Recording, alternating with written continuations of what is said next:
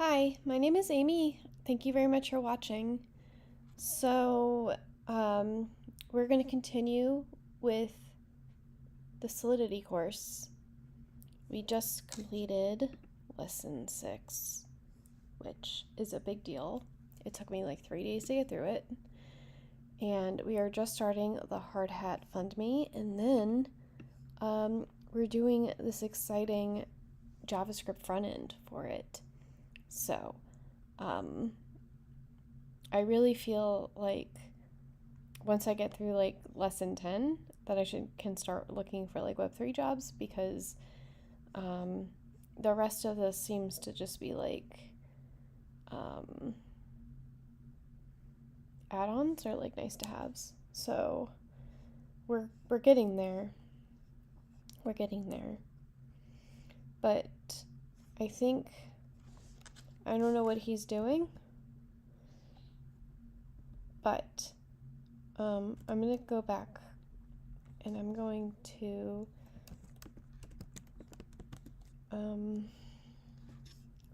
it's Hard Hat.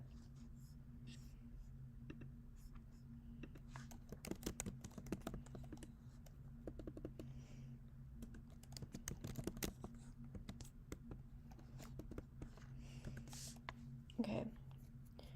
And then I think I can just do npx hard hat to do a new one. We want to create a JavaScript project. That is the correct thing. Yes.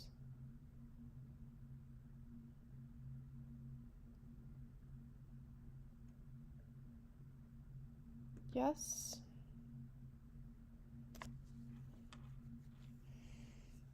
And this just creates a sample thing.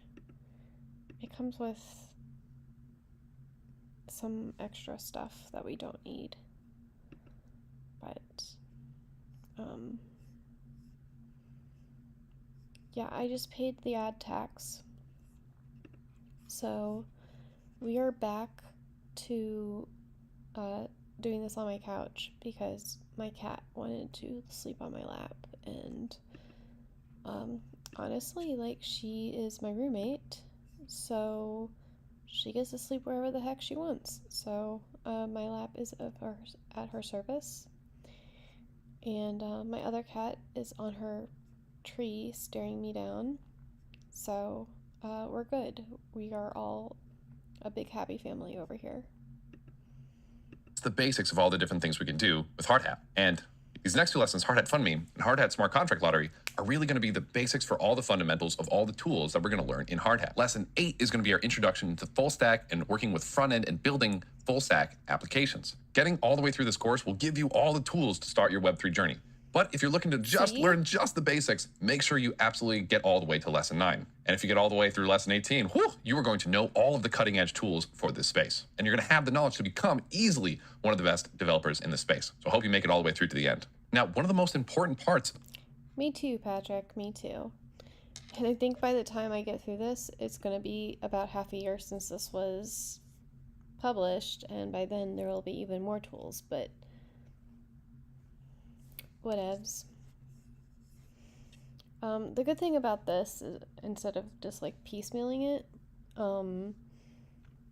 is like, I know that we're going through several things, so I can look back and like there's just no gaps in the knowledge, you know? So in any gaps I can just look up.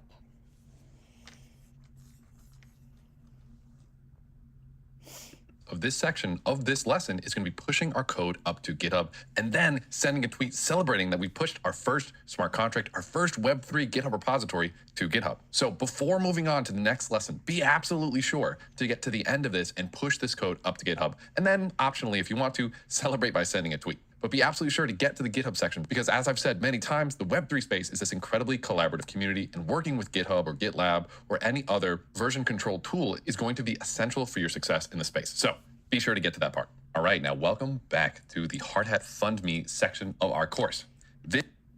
Which actually reminds me that someone I am collaborating with is having a problem with their GitHub, and I was like, okay. This is not, I don't think this should be.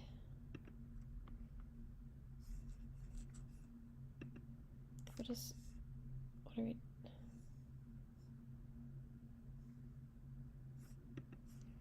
Wow, I don't want, what, okay. So it's public.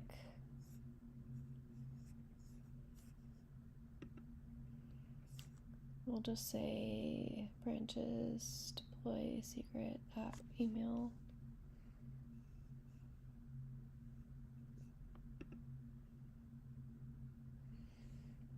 Okay, hold on a second.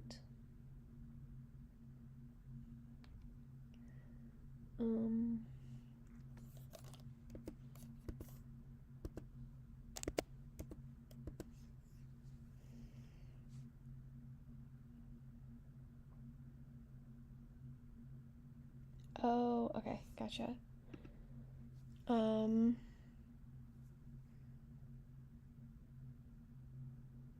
Sorry about this.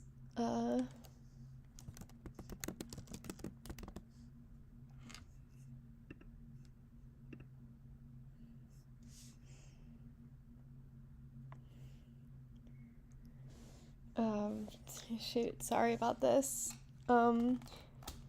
Speaking of GitHub,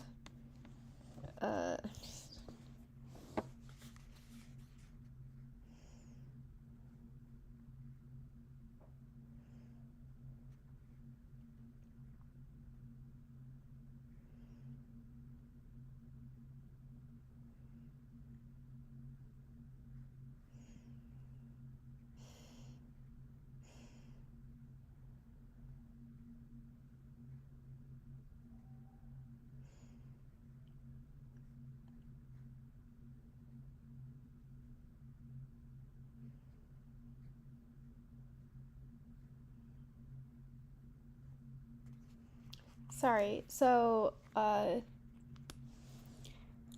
thought that public repos didn't, like anyone could contribute to them, which is why I protected the main branch.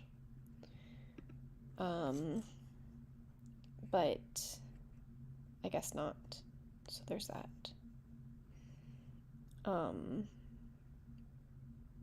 Sorry, I am usually a lone wolf. I normally have to give my username, not the other way around, so. This is the section where we're actually going to upload our first code repository to GitHub if you've never done this before. This is going to be the section where we're going to learn even more about Hard Hat using a familiar contract base we've already worked with, which is the Fund Me contract. And again, if you're using the GitHub repo associated with this course, you can scroll down to the Hard Hat Fund Me, and all the code is located in our repo. Okay, so we're going to get rid of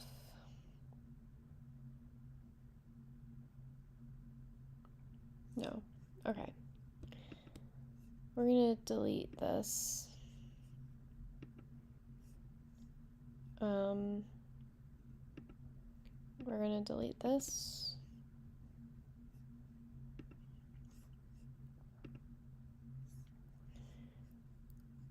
We're even going to delete this.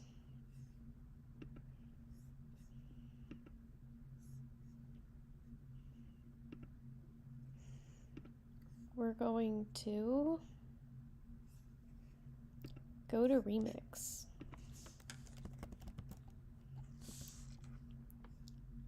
And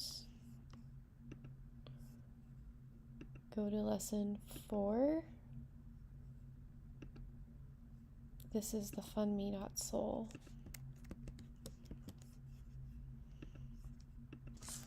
So touch.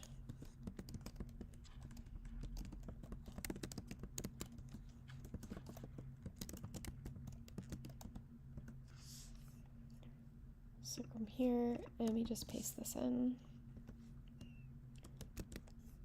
And we can do, oh, we can't because we don't have a deploy.js right now. So we're gonna deploy.js real quick. And we're going to look at the one up here because, sure, why not? Put that on the other side of the screen. What do we want this to do? We do want to require the hard hat. We want to make an async function main. We do want to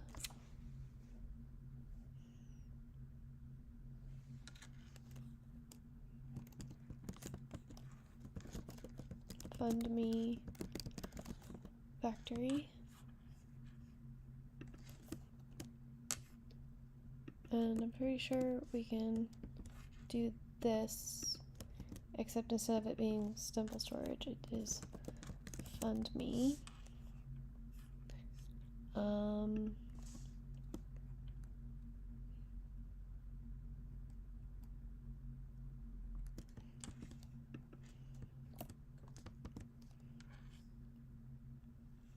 Instead of simple storage, it's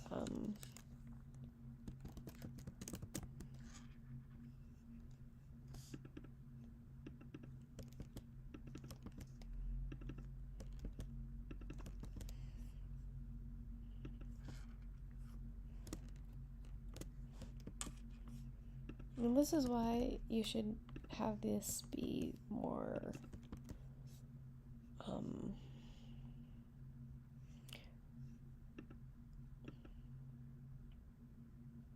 less specific, more broad, so that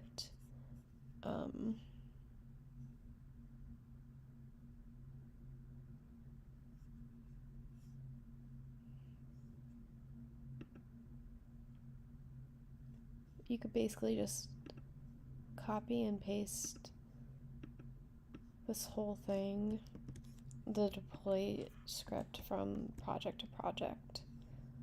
But now we have to change everything that is simple storage.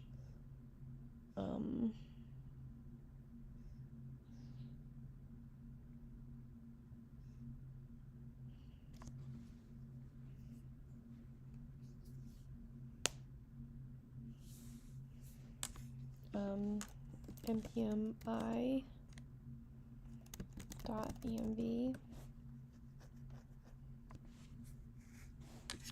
Did I save that anywhere, or did it?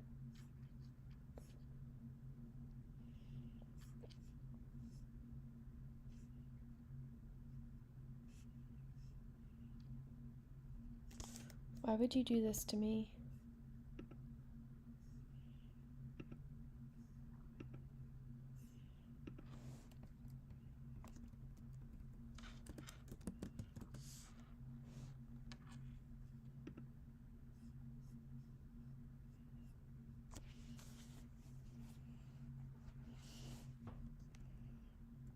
What is this doing?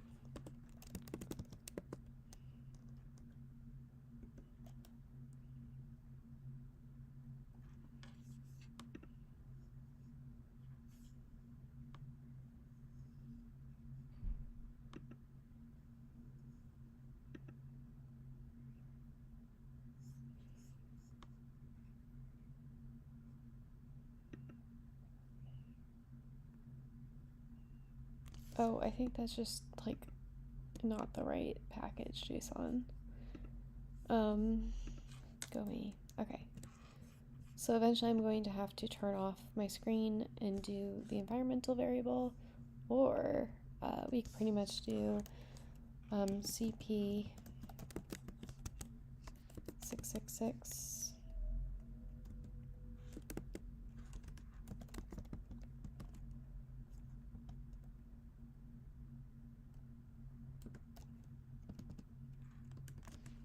and then we don't need to cut to change anything in that .env file, so don't save. We're good. I'm just looking through this and whatever we can do, because FundMe has different functions. So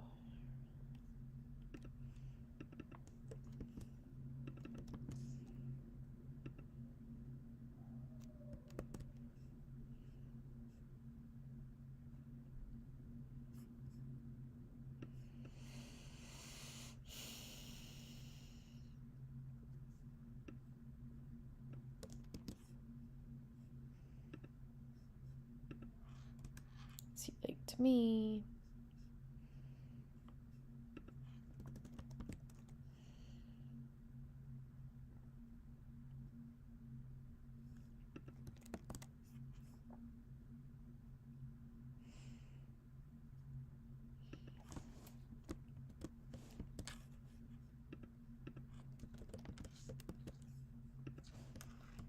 so npx hard hat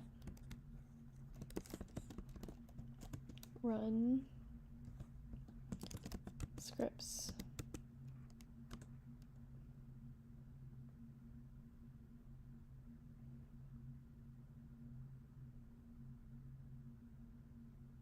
Oh, okay.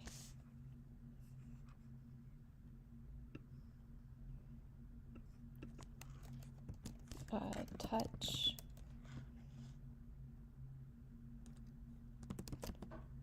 scripts. No, not scripts. Contracts.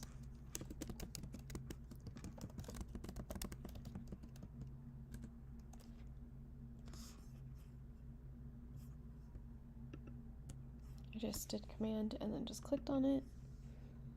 So we do need price okay. This makes sense. So,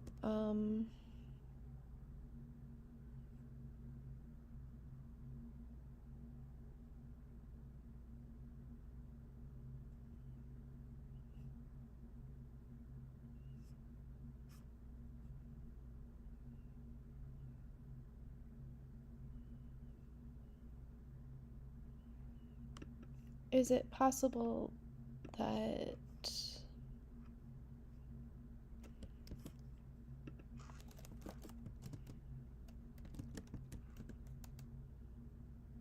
okay.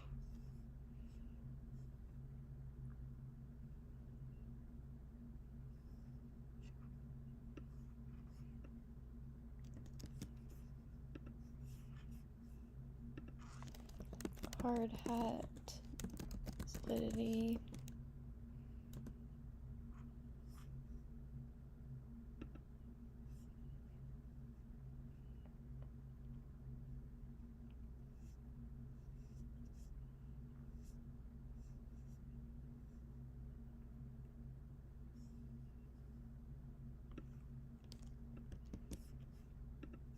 We can try this.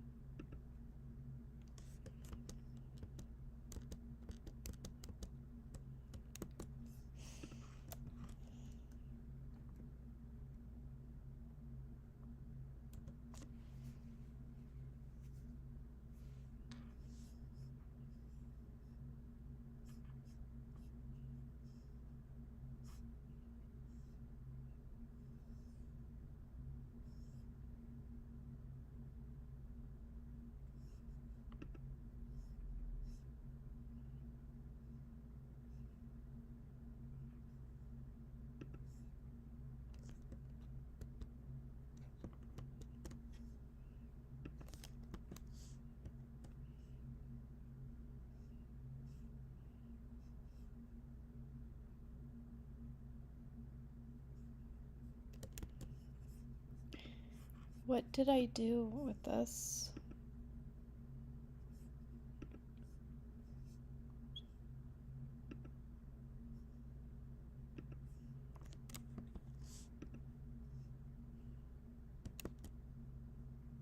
Well, this doesn't compile either.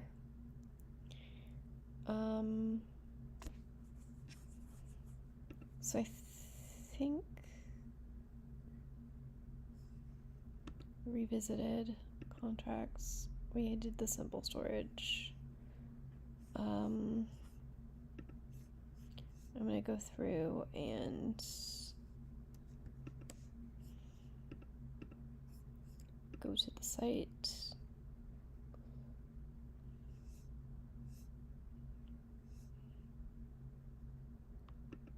This here, the funny soul problem. I don't know what's different with these.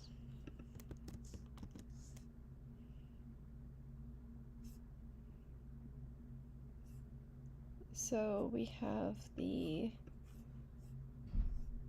chain link thing, error, not owner, fund me.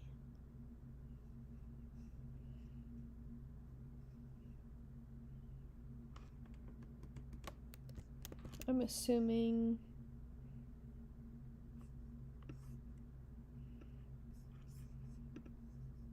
is there another fund me? Like, did we do it another build on top of this?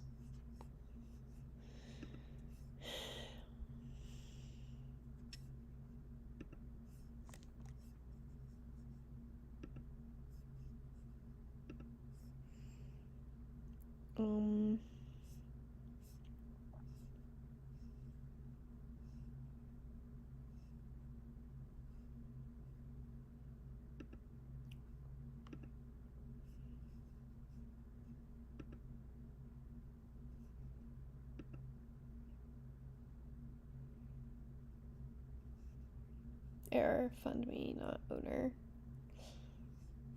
Okay.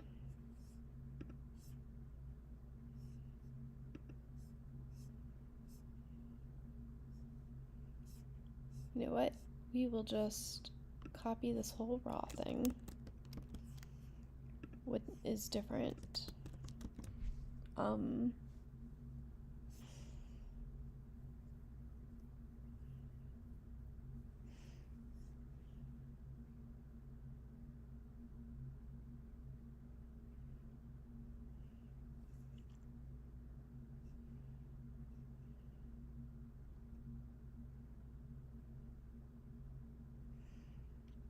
Okay, we've gone over constructor.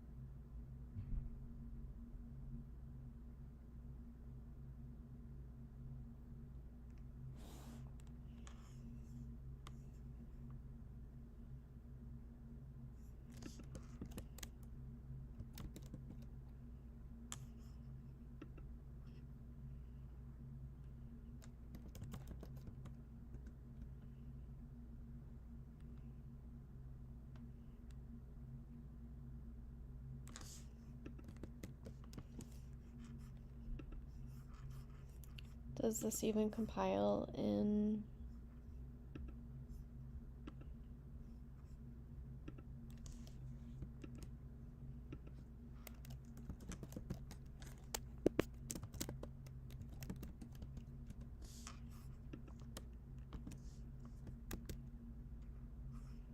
Okay. Then what is this doing?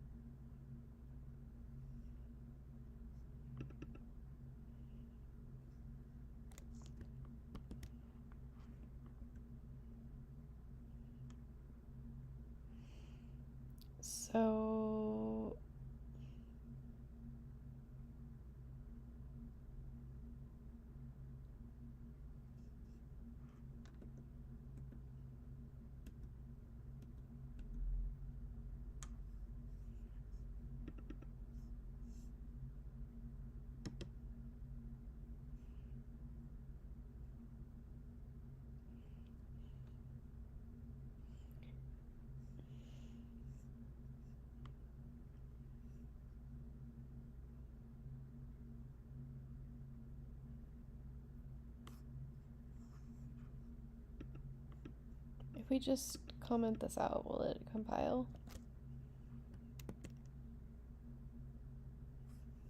What else is wrong with this?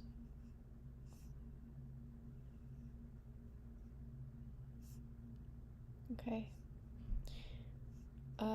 I don't know. I don't remember what that is. I don't think we actually went over it, so hopefully we'll go over it a little bit more. But it's the require statement that is giving us issues, so mpx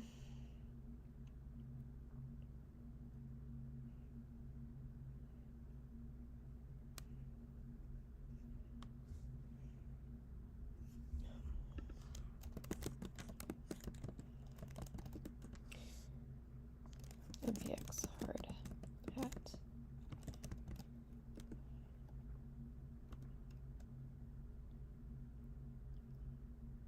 Actually,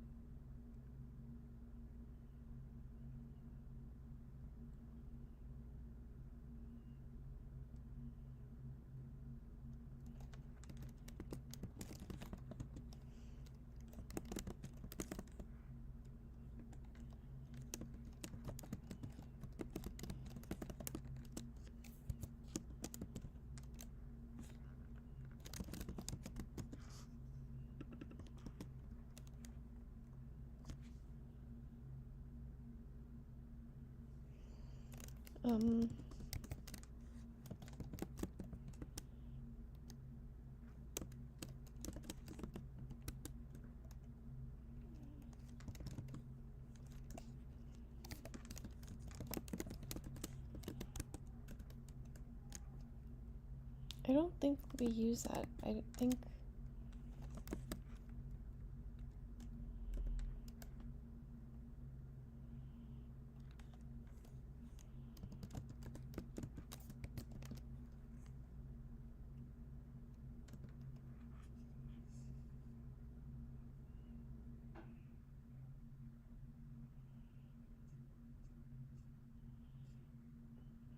pretty sure it's supposed to be .ch. I'm not.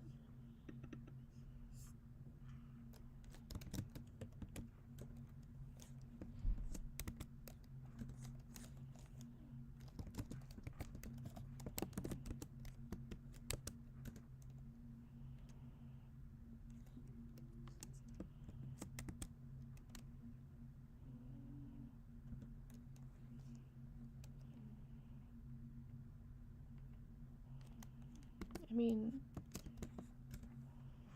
well, now it's bothering me.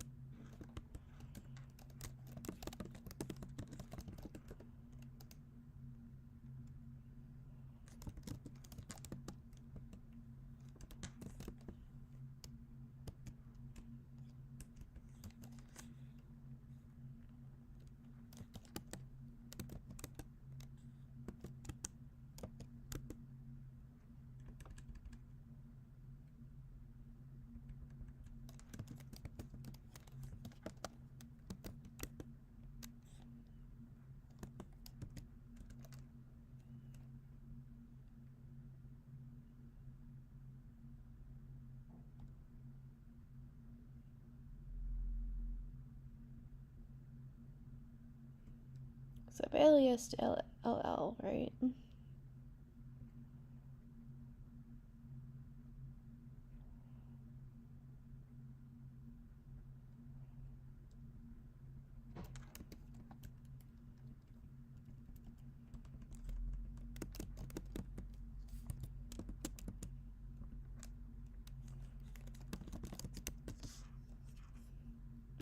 Why is this important right now? because I am tired of having to write NPX.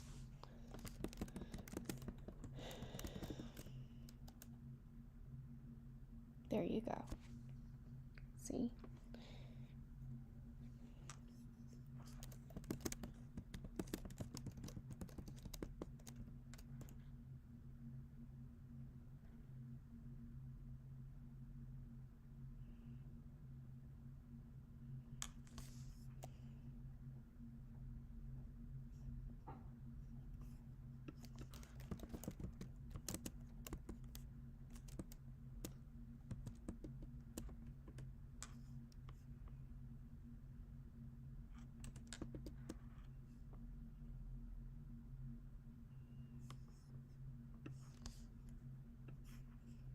Where is this? And what is this doing?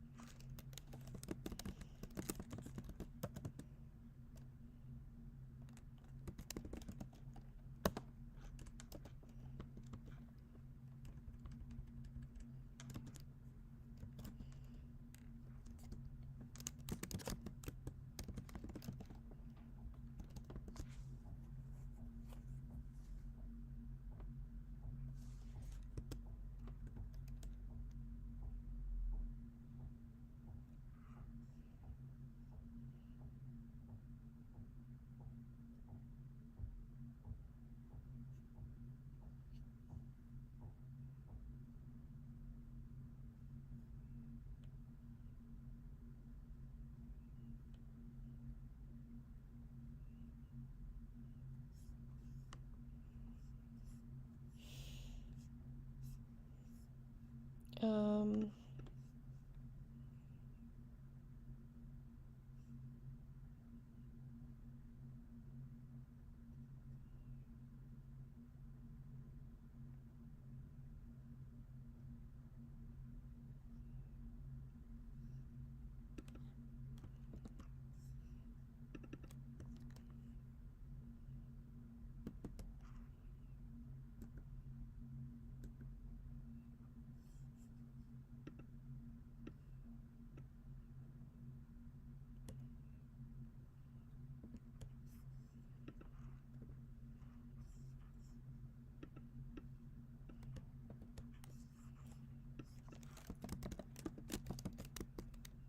okay.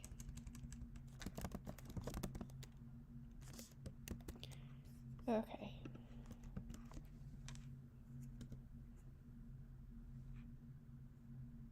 I would like for you to just flipping run to begin with.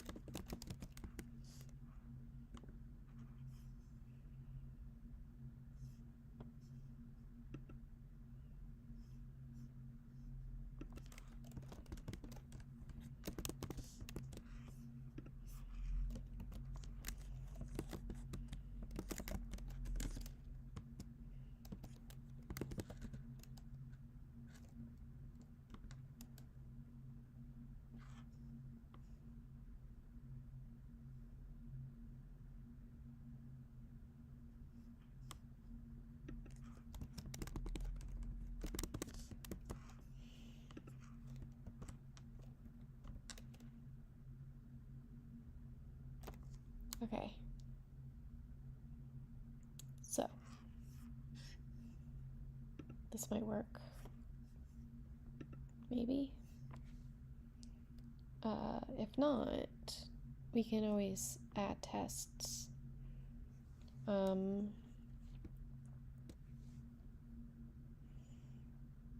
Before we get too cray-cray though, let's actually watch what he's doing.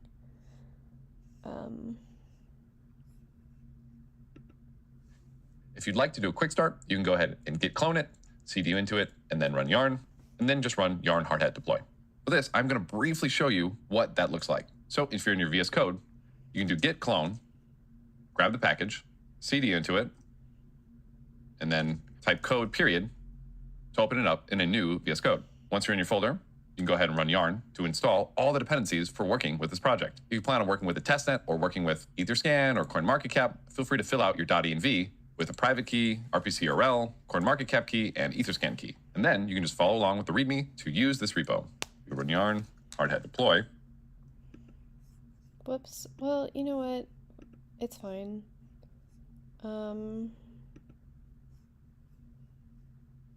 Yeah, see? He does put test in here.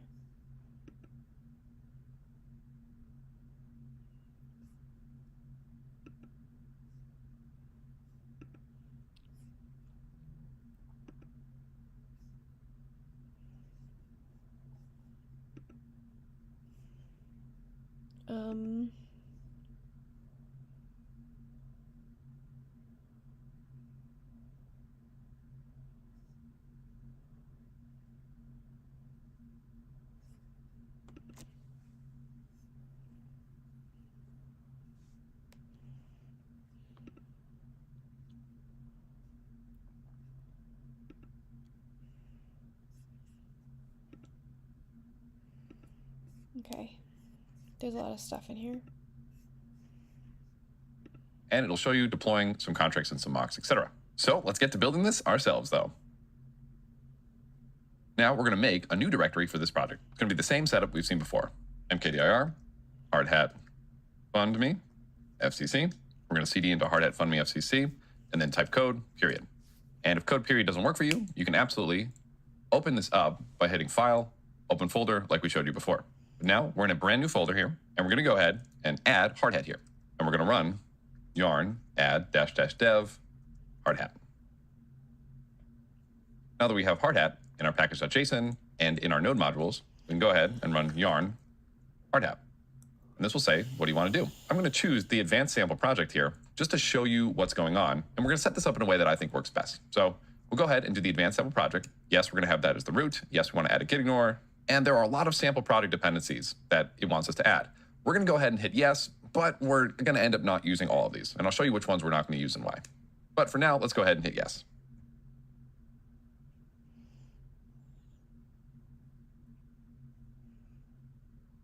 All right, awesome. And now we have an advanced project in here. Let me walk you through the additional things that are in here. So we have a traditional contract, node modules, which is going to be the same, scripts is going to be the same, test is going to be the same, but this comes with a .env.example already packed in for us. It also comes with .eslint files, .eslint rc.js, and .eslint ignore. ESLint is known as a JavaScript linter, which helps you find and automatically fix problems in your code. For the JavaScript that I work with, I'm not a big fan of ESLint, so I typically don't use it. So I'm going to go ahead and delete the two of these. If you want to keep them in, you absolutely can. .gitignore, we're going to finally...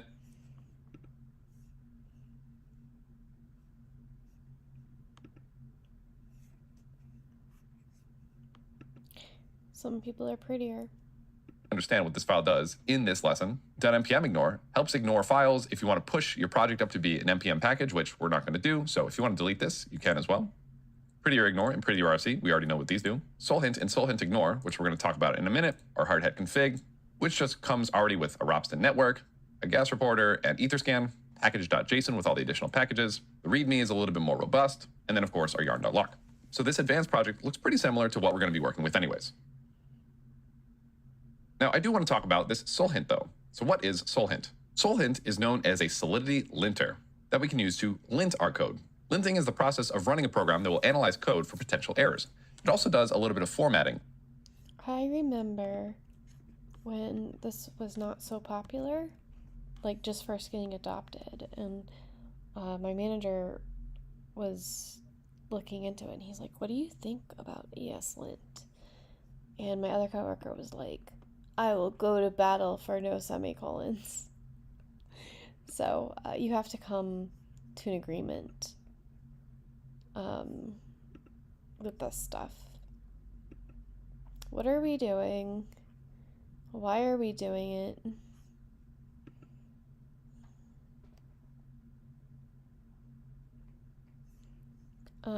I was going to look up the soul hint.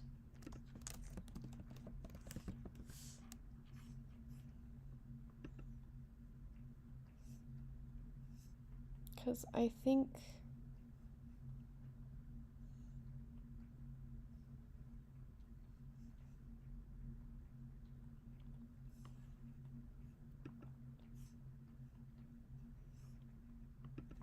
npmi dash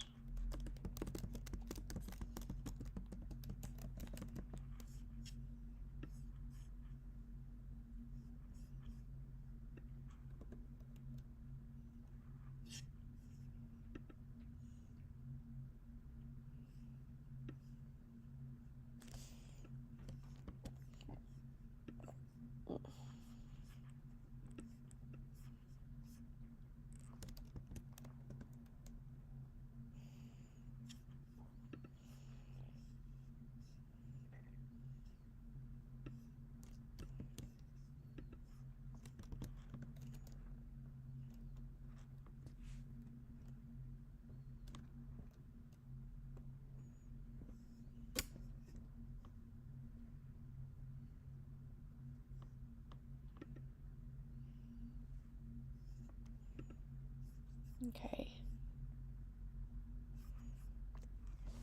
I'm gonna check my Twitter really quick.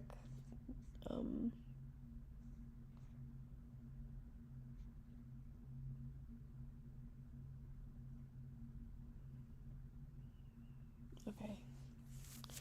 Making sure that person didn't get back in touch with me. Soul hint. Soul hint is known as a solidity linter that we can use to lint our code. Linting is the process of running a program that will analyze code for potential errors. It also does a little bit of formatting oftentimes. ESLint is a way to lint for JavaScript code. Soul hint is a way to lint for solidity code. We use prettier to format our code, and we can use soul hint to lint our code. They are often used a little bit interchangeably, even though that's not exactly correct, as they are a little bit different. We can run this linter on our code by running yarn soul hint, and then type the name of the files that we want to lint. So we do contracts / and then you can just do star.sol.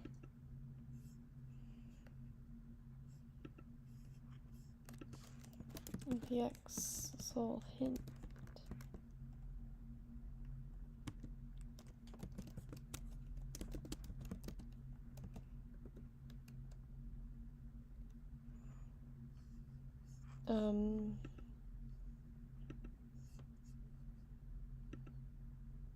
If everything looks okay, nothing will happen. But let's say we have a variable that we don't explicitly say the visibility of it is.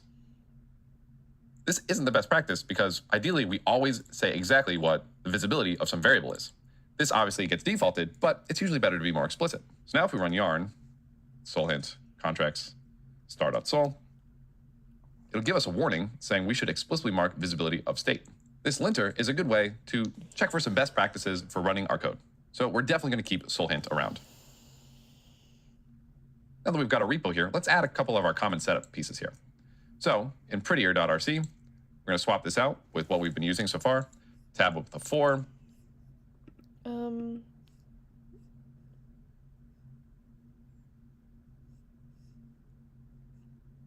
Fine. What did we do for prettier before?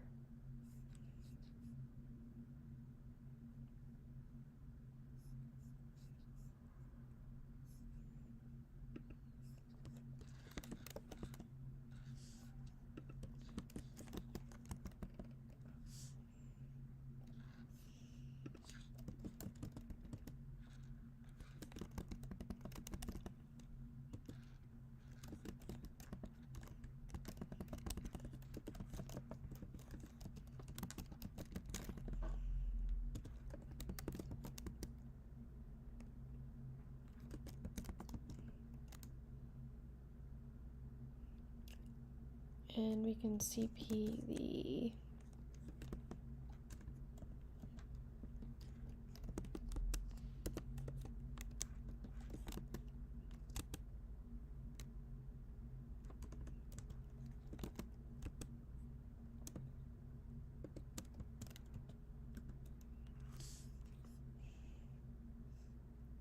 So yeah, that just added these two files, which we've been using.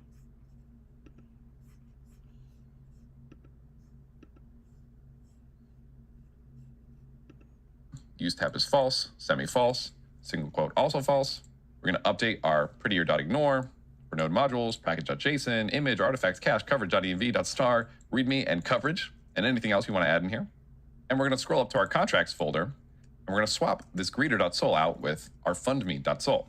Now let's go ahead and add our contracts in here. If you're following along with the repo, if you go to the contracts folder, there's actually another folder in here, and the contracts look a little bit different. So if you have those contracts still from Remix, let's actually grab them from Remix because we're going to make a couple of changes to them. If you don't have Remix up anymore, which you probably shouldn't because you should be taking breaks, you can jump back over to Lesson 4, Remix FundMe, jump into the repo here, and grab the contracts from inside here. Just go to the fundme-freecodecamp tutorial and grab the code from there. So we're going to grab just fundme and price. Okay. So he wants us just to go to not lesson 7, but back to lesson 4.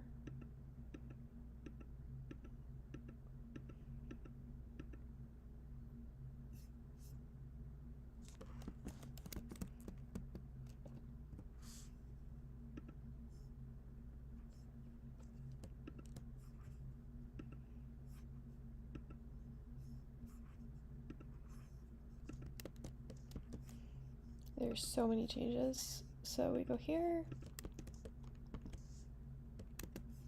We do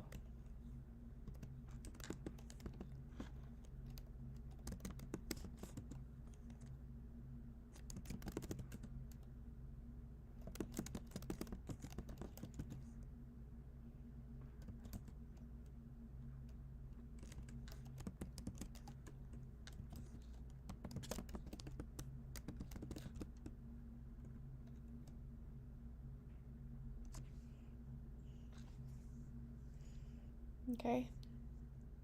So that worked, which is nice.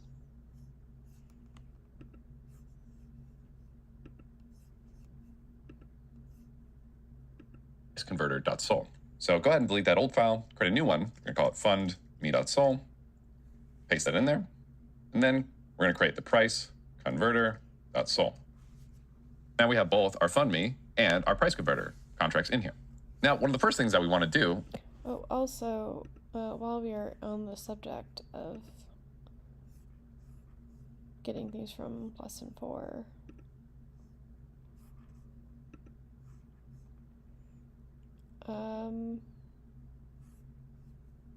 okay.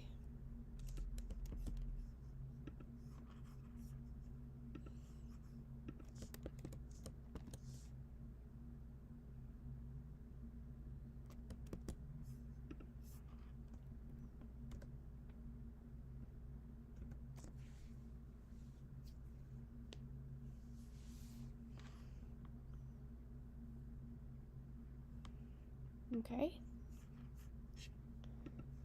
So we've got that. One of the first things that we did last time was we ran yarn compile to make sure that our code is actually working the way we want it to. And before we actually hit compile, one of the things that we're going to need to do is come to our hardhat.config. We're going to make sure we're on the correct Solidity version. So we're going to do 0.8.8 here. And let's go ahead and try to compile.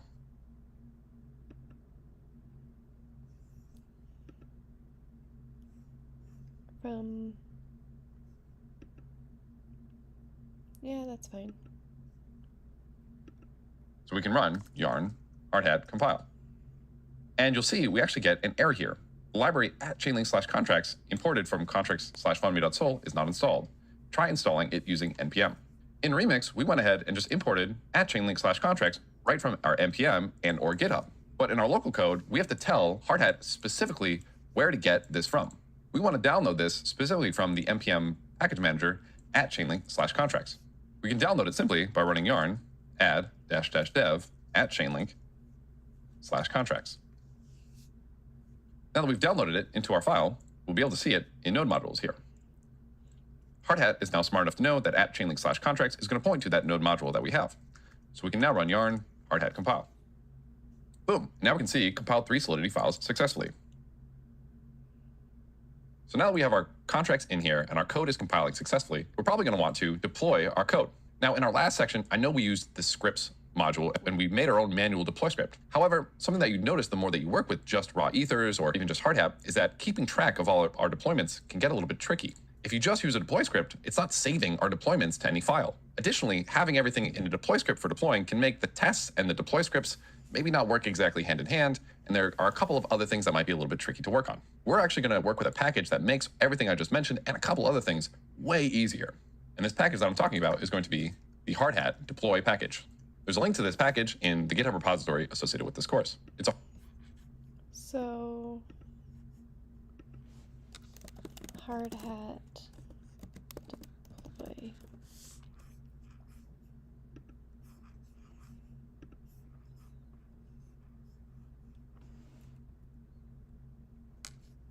The hardhat deploy package.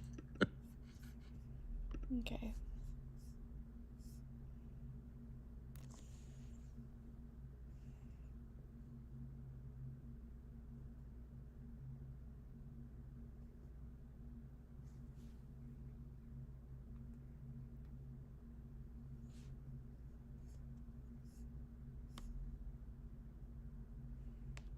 Mechanism to deploy contracts to any network, keeping track of them, replicating the same environment for testing.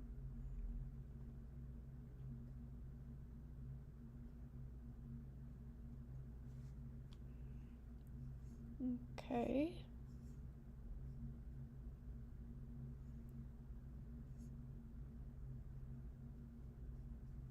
Okay.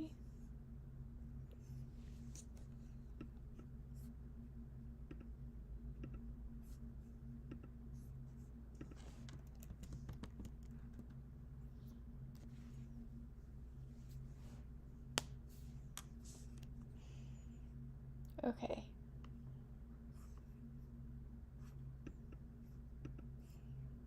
And then inside of the hardhat config, we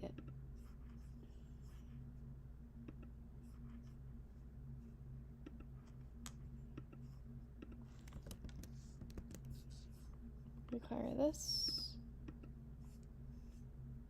and then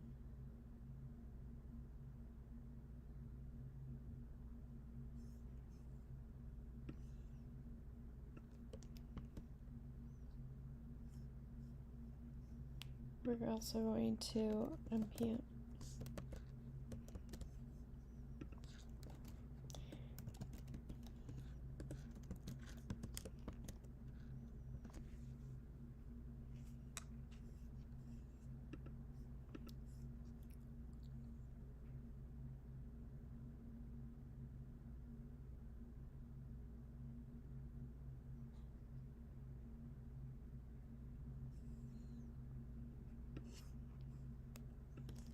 JK. It's this.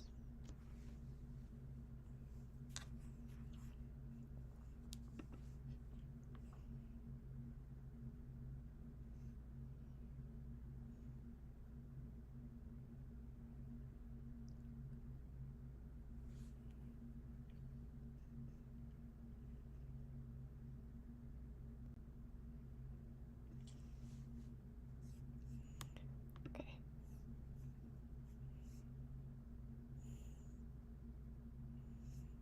Almost 2 hours left to this. My cat is super cute. What does one have to do with the other one? Who knows? There's a link to this package in the GitHub repository associated with this course. It's a hardhat plugin for replicable deployments and easy testing. And if we scroll down to installation, we can see we install it basically the normal way. They're using npm, and we're going to go ahead and use yarn. So for us to add it, we'll do yarn, add, hardhat-deploy, and then of course, we're going to do --dev. Once done deploying, this require statement to our hardhat.config.js. Since once again, basically the config is our entry point, this is where we're going to get started. And we can go ahead and delete our deploy.js script. Now if we run yarn hardhat, you'll see that we have a bunch of new tasks in here, with one of them being this deploy task. Okay, so we just delete it. Not that. We delete, not that. We delete.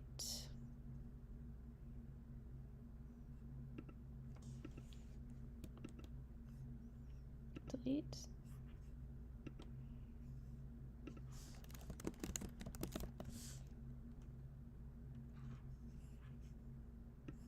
And we get deploy for free.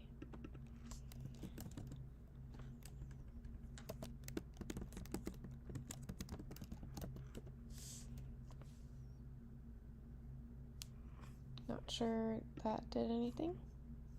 Don't switch. Don't switch. I know what you're thinking. Okay. This deploy task is going to be the main task that we use to deploy our contracts. Instead of writing our deploy scripts in the scripts folder, we're actually going to create a new folder. We can create a new folder by just doing mkdir deploy, or you can always right-click and hit new folder. This deploy folder is going to be where our Hardhat deploy module looks to deploy code, and it's going to be where we are writing our scripts. To write our scripts, we usually need to add one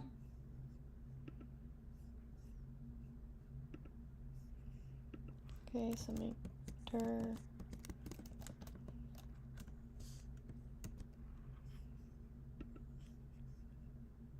more thing in here.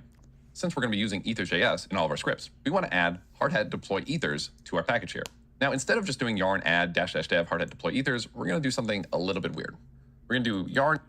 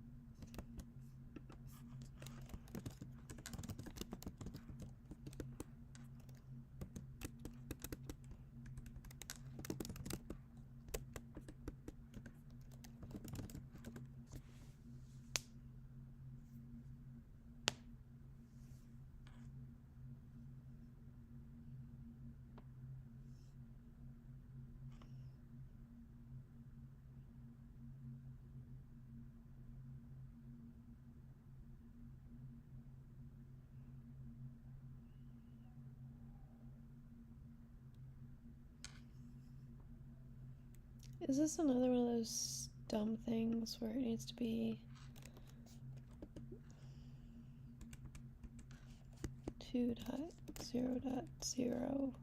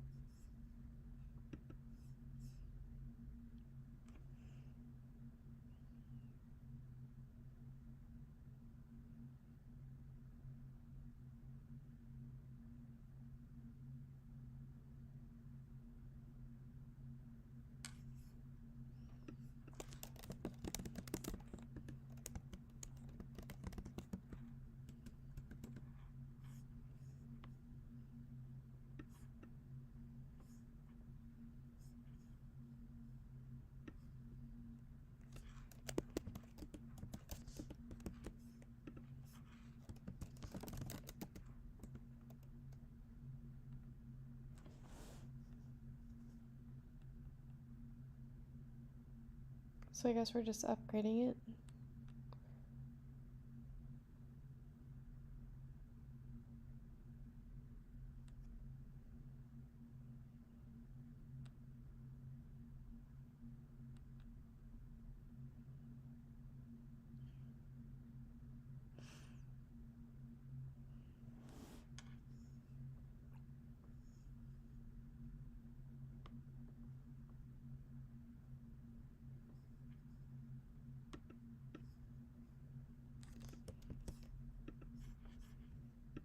Um,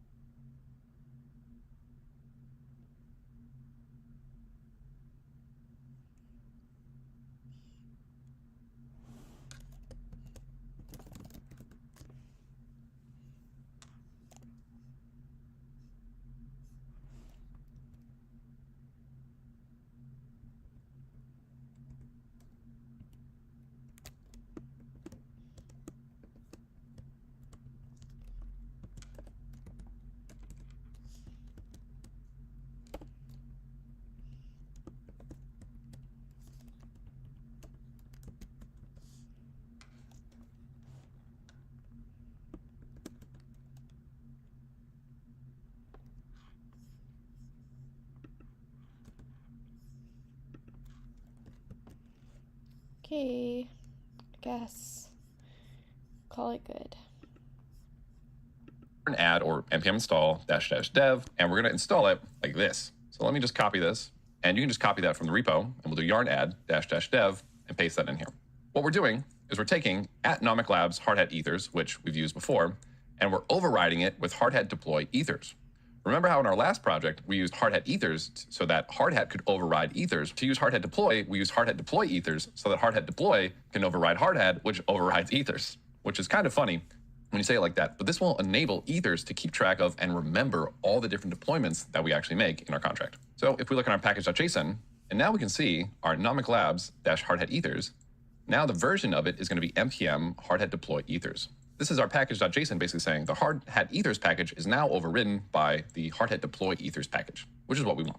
All right, great. So now that we have that set up, we can start writing our deploy scripts. The way that hardhat deploy works is all the scripts that get added to our deploy folder will get run when we run yarn hardhat deploy. So a good practice is usually to number them so that they run in the order that you want them to run in. So since we only have one contract that we want to deploy, the fundme contract, we're going to do 01 deploy fundme.js.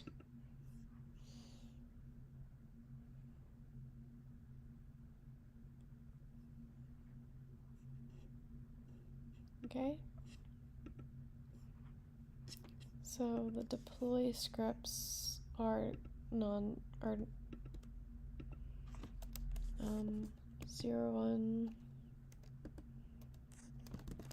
fund me.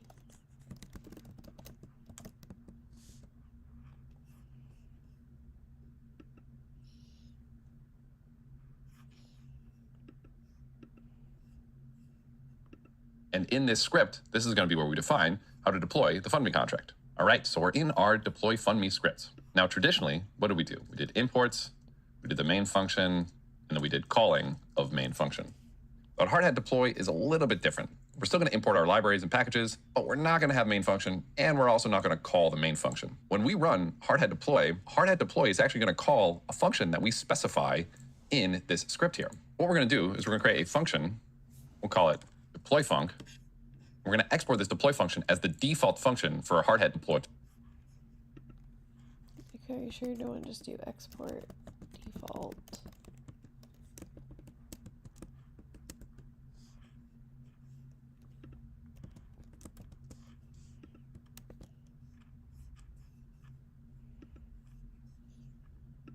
To look for.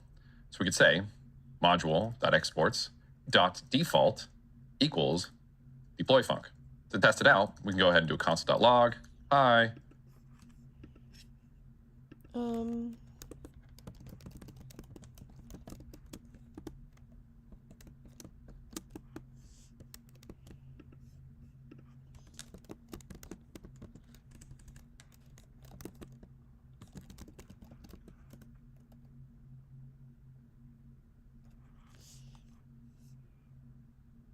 Okay. Fine.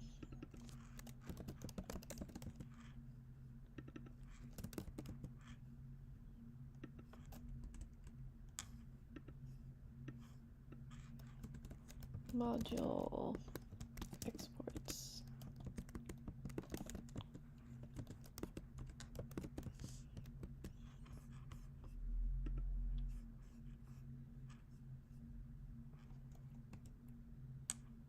Equals deploy func. To test.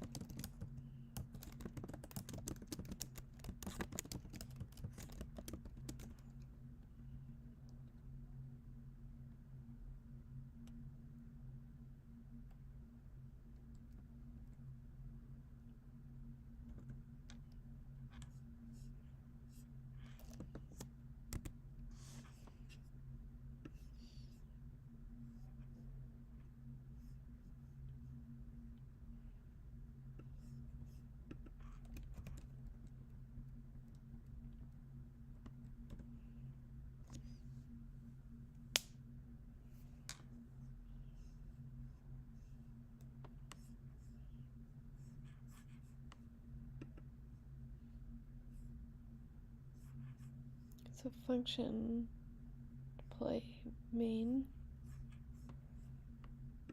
Test it out, we can go ahead and do a console.log hi. And then in our terminal, run yarn hard hat deploy. Oops, get rid of the parentheses here. Sorry.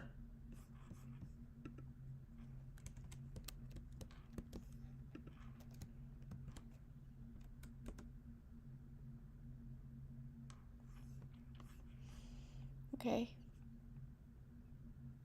I didn't have the parentheses to begin with. I guess I thought that was weird. Okay. Right? Run it again. And we can see it went and it ran our deploy func here. Now, if this syntax is easier for you to understand, go ahead and use this syntax. And we're going to be passing the hard hat runtime environment as a parameter to this function. However, if we go to the hard hat deploy documentation and we scroll down to an example script, the syntax looks a little bit different. And let me just explain what's going on here and how we're going to be writing ours. So instead of kind of defining everything like this and defining the function name, similar to what we were doing before, we're actually going to be using a nameless asynchronous function. We're going to make it an anonymous function similar to what we've seen before. So instead, we're going to say async parameters like this. And we're going to pass our parameters, our hardhat runtime environment in here. And it's going to be an arrow function. And then we're going to wrap this whole thing in module.exports. So we're going to say module.exports equals this async function like this. This syntax here is nearly identical to what's up here. We just don't have a name for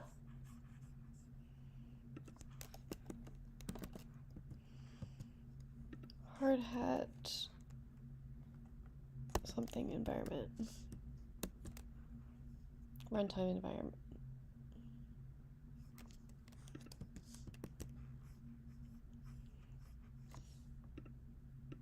our async function. So this is how we're going to set it up instead.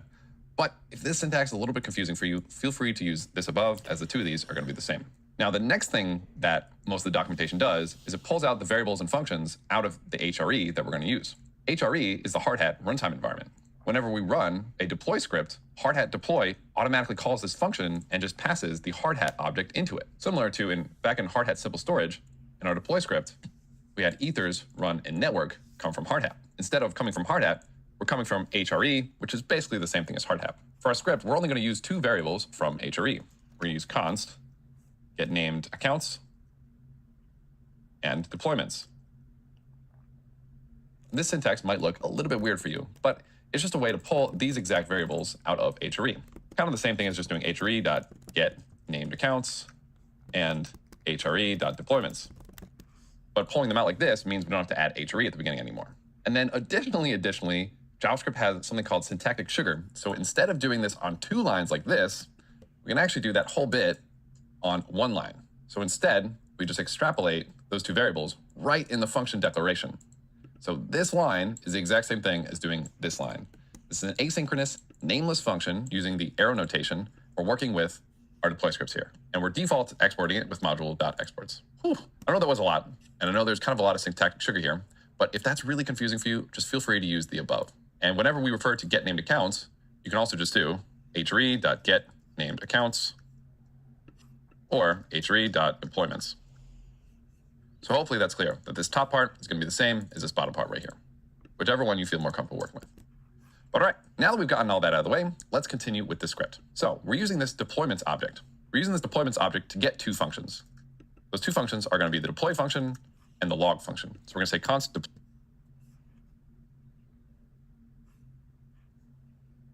deploy log equals deployments. So we're going to pull these 2 functions out of deployments.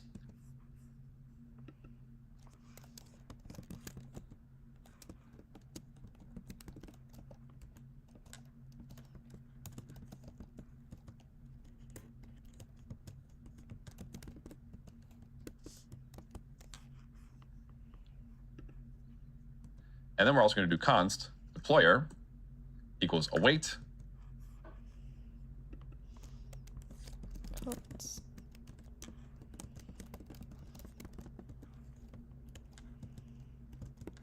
wait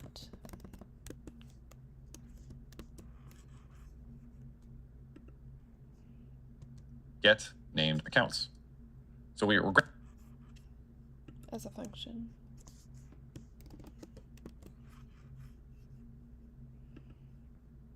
grabbing this new deploy function, this new log function, and we're grabbing this deployer account from this weird get named accounts function.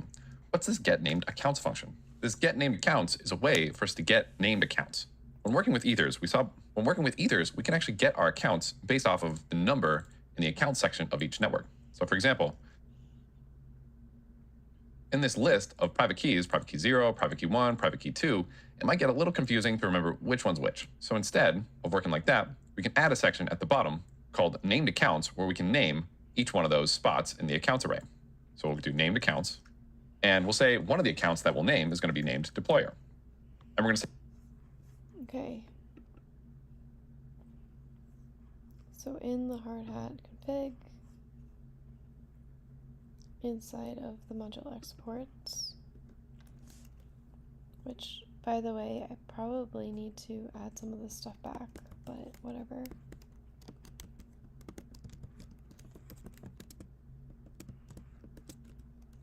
We now have deployer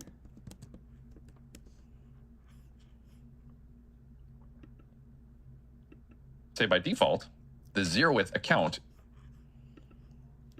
the default 0 is going to be deployer. We can also specify which number is going to be the deployer account across different chains. For example, on Rinkeby, we wanted the deployer account to be the first position. We could do something like this. Or on Hardhat, we could do it like this. We can create multiple users. Like, for example, if we wanted to do a user for some test or something, and we can say the default is 1, or whatever we wanted in here.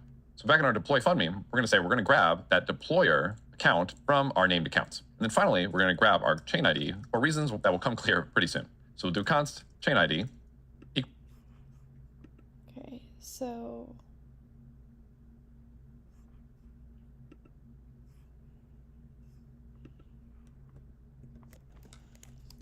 const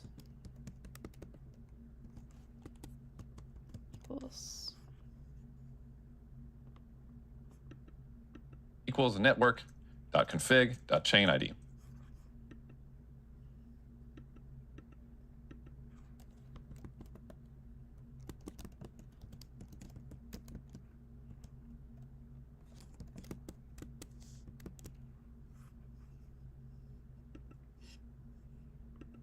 we defined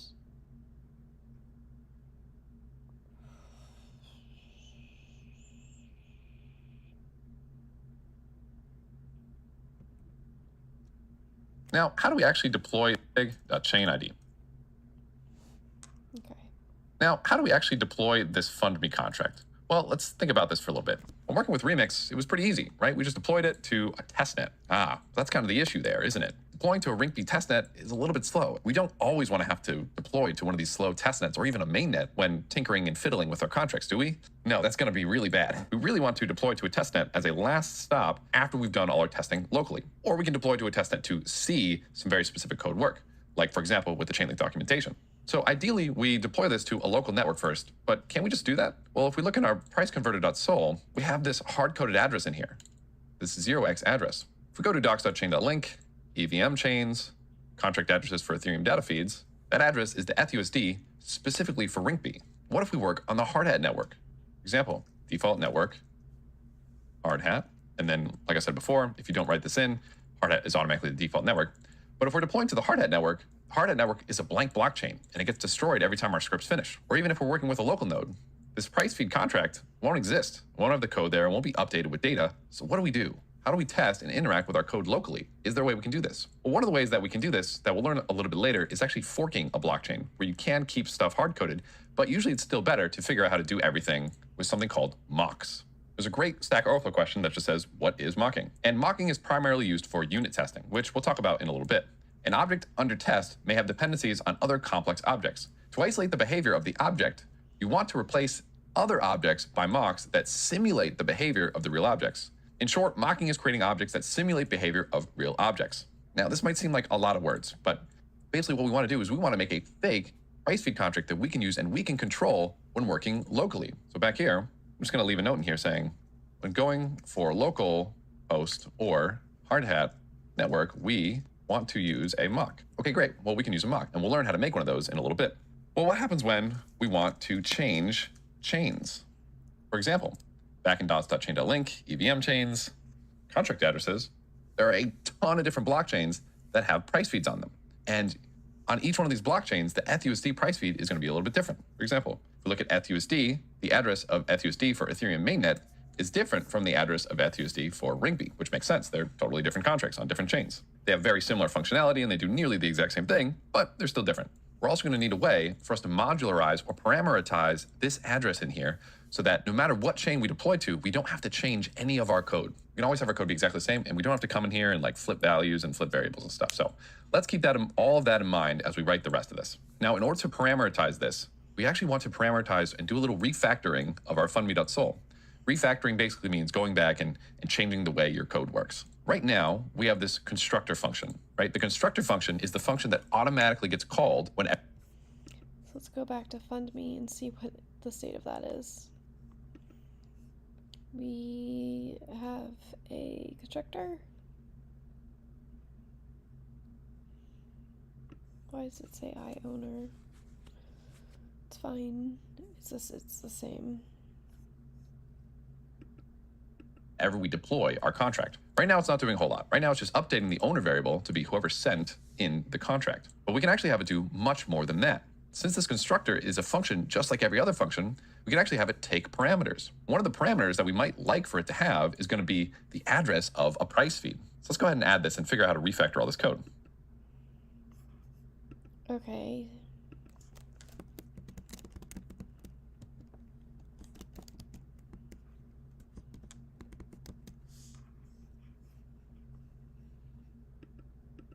So we're going to add constructor address price feed for the constructor in here. When we deploy our contract now, we're going to pass it the FUSD price feed address depending on what chain we're on. If we're on RinkB, we'll use this address. If we're on Polygon, we'll use a different one, BNB, different one, Gnosis, Heco, Avalanche, etc. You get the picture. So we're going to modularize this like so. Now that our constructor takes a parameter for the price feed, we can actually save an aggregator v3 interface object as a global variable. In our price converter, we just create a price feed variable of type aggregator v3 interface, which again, we're importing from the Chainlink repo, which is an interface object which gets compiled down to the ABI. And if you match an ABI up with an address, you get a contract that you can interact with. So we're going to do the same thing here. We're going to say aggregate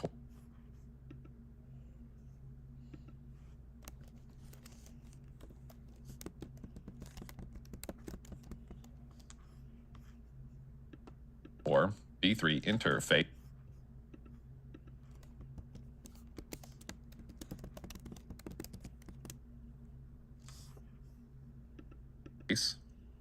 public price.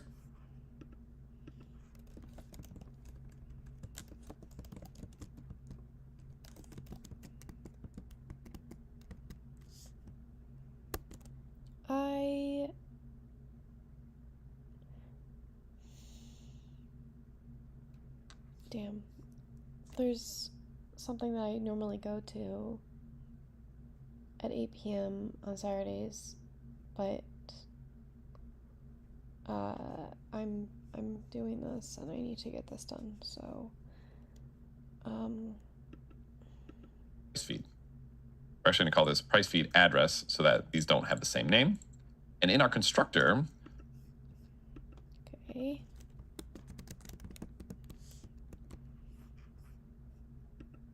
We're going to say price feed equal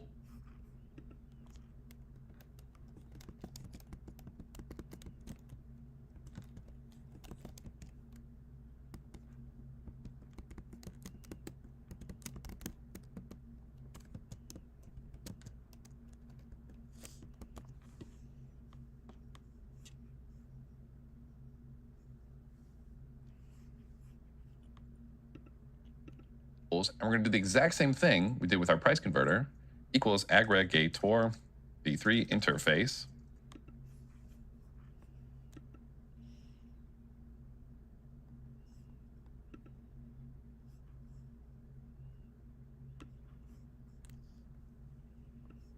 I love it when people say things differently. Just for the spelling.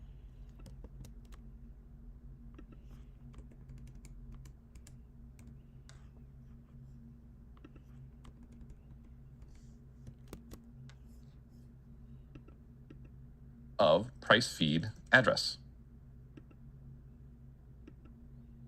Like so. Now we have this price feed address that's variable and modular.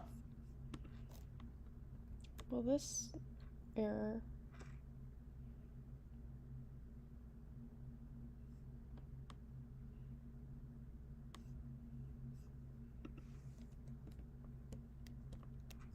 Oh, I always forget that Solidity is a jerk. That's the semicolons. Okay. Okay, fine.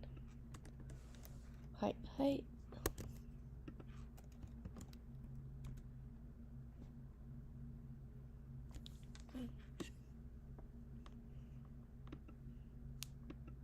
Depending on whatever chain that we're on. Now what we can do is we can grab this price feed address and we can use it for our price converter.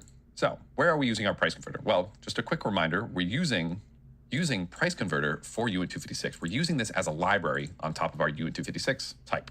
So we're calling message.value.getConversionRate. So we look in our price converter, we have this function.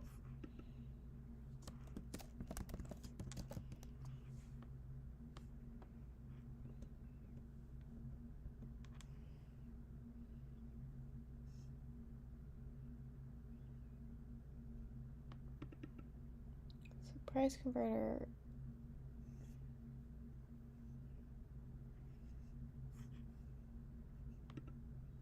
Function get conversion rate, which takes an f amount as its initial parameter, which again, since this is a library, it automatically passes the message.value into this get conversion rate function.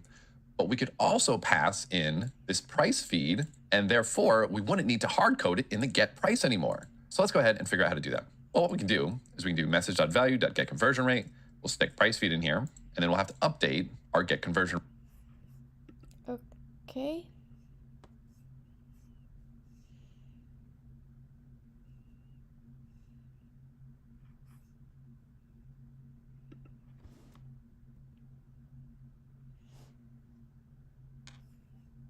Message.value.getConversion. So in the fund add method,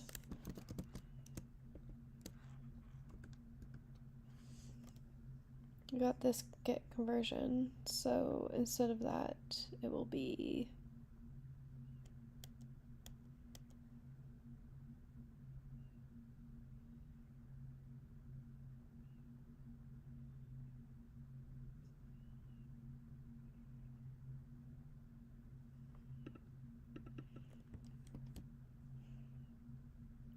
fund get conversion rate this, and then the price converter, we have uint 256, but also uint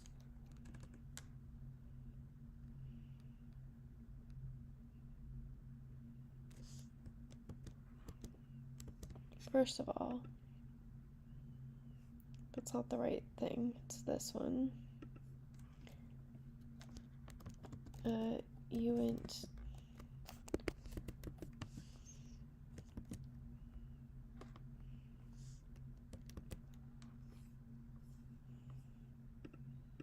conversion rate. We'll stick price feed in here, and then we'll have to update our get conversion rate to do a comma so that it takes a second parameter, because remember, again, the initial parameter is going to be message.value, and the second parameter is going to be what we define here. So we'll do f amount, comma, aggregator v3 interface.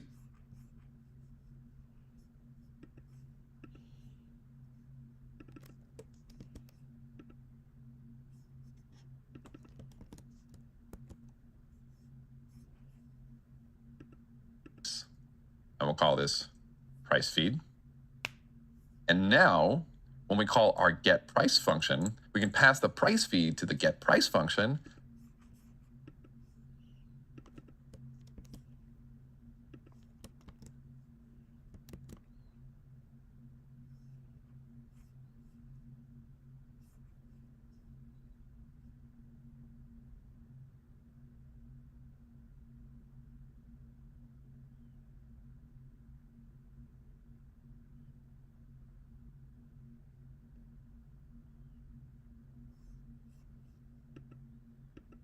And up here, we can have get price, take, you guessed it, and aggregate.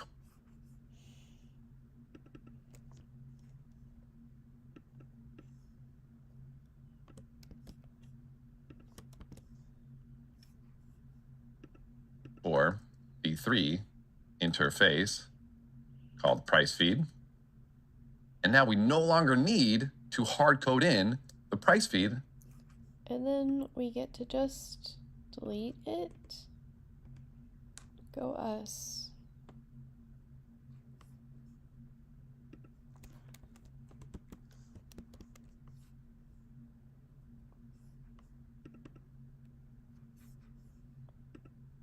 And we can just delete those lines and have it compile like this, which is awesome. So, quick refresher. We're parameterizing that price. Okay, so why is this yelling at us?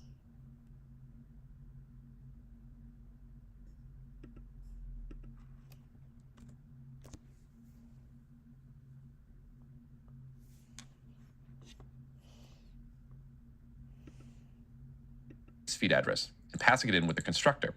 That gets saved as a global variable to an aggregator v3 interface type, or passing it to a getConversionRate function, which passes it to the getPrice function, which then just calls latest round data. And we probably could have made this even easier. Probably could have just got rid of the getPrice function and stuck this code in the getConversionRate, but we'll leave it there for now. Now that we've done that refactoring, let's make sure it works. Yarn hardhat compile. Invalid value undefined for hardhat document.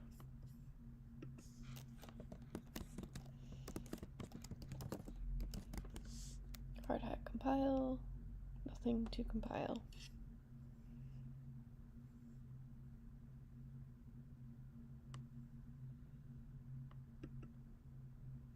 Config.networks. Oh, let's go to the config real quick. That's because this default network needs to be outside of networks. It's my mistake. Let's try that again. I spelled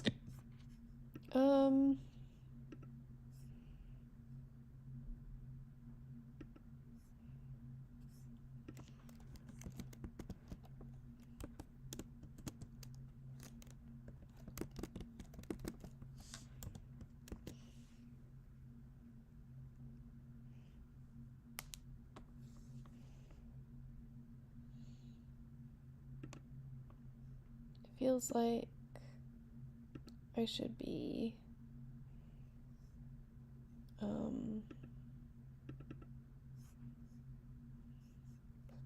well, first of all, this got big. That's what she said. Okay.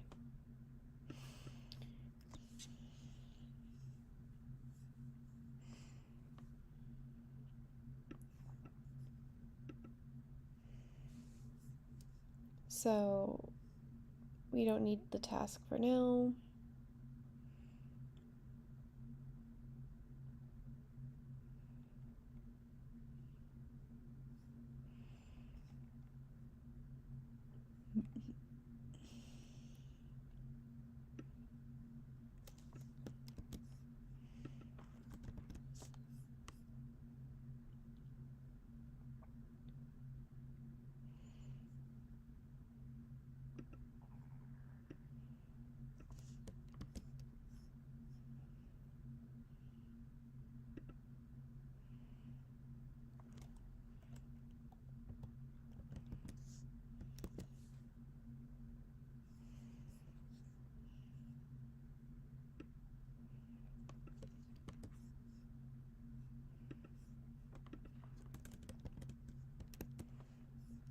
Okay.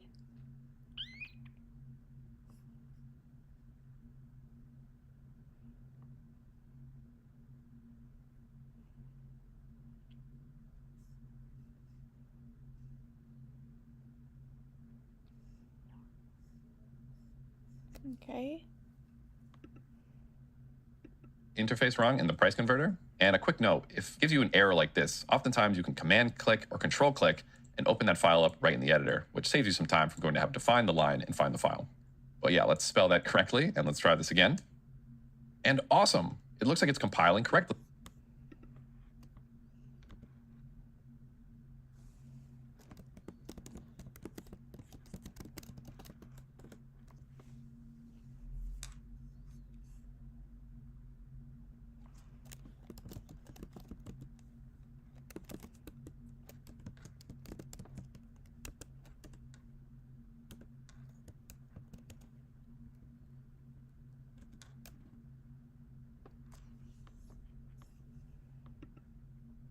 And we just have some warnings. It looks like these warnings are just about this get version, which is because we're shadowing this. We're creating a new price feed variable down here, even though we just created a global price feed variable.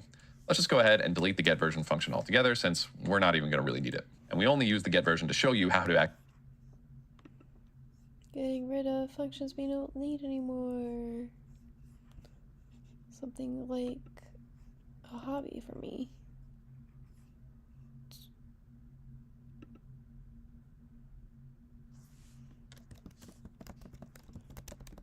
We do not need this. Right.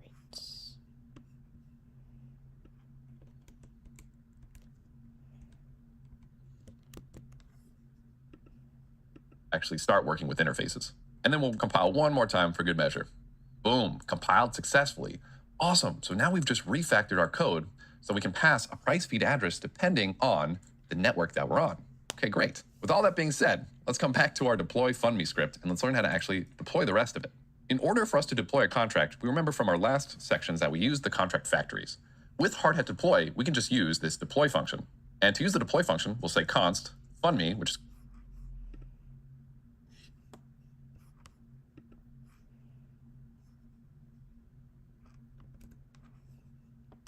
so const fundme equals, it's going to be the name of our contract, equals await, and we'll call this deploy function the name of the contract that we're deploying right now, and then a list of overrides that we want to add here. So we're going to say who is actually deploying this by saying from. We're going to say it's from the deployer. We're going to pass any arguments to the constructor in this args piece here, which we just added a single arg.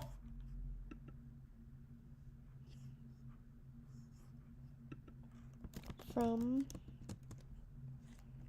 deployer is an array.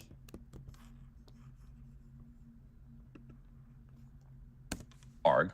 So these brackets, we're going to make it a list of arguments where we're going to put the price feed address in here, which we'll show you how to do in a second. Put price feed address. And then we're also going to do some custom logging here so that we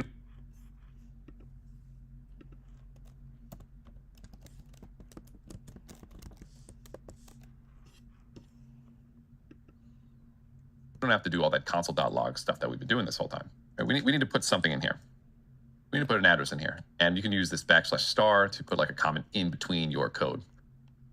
We can't just do const address equals, the address and stick it in here. Well, I mean, we could, but we're not really parameterizing now, right? We're kind of back to just hard coding it here. So what can we do instead? Well, what we can do is we can actually use the chain ID to do something like if chain ID is X, use address Y, or if chain ID is Z, use address A. So we can do something that looks like this. And to enable this functionality, we actually take a page out of the Aave GitHub. So Aave is another protocol that's on multiple chains. It has to deploy their code to multiple chains and work with multiple different addresses. So what they do is they use a number of different useful tricks, but one of the main ones is using this helper hardhat config. Now they're using TypeScript, we're using JavaScript, but it's going to be the same thing. With this config, they have different variables depending on what network that they're actually on. And depending on the network that they're on, they use different variables. So they use this network config almost to do exactly what we're trying to do here. So what we want to do is we're going to create a new file at the root directory. So just click down here, new file, and we're going to call it helper hardhat config.js. So touch helper hat config.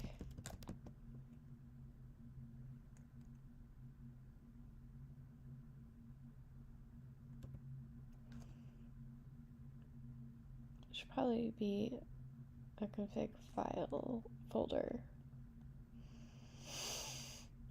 or a helpers folder. Rails was really good until you had to get so MVC is a thing, but enterprise applications have they bloom, I guess, the patterns. So you have the micro patterns.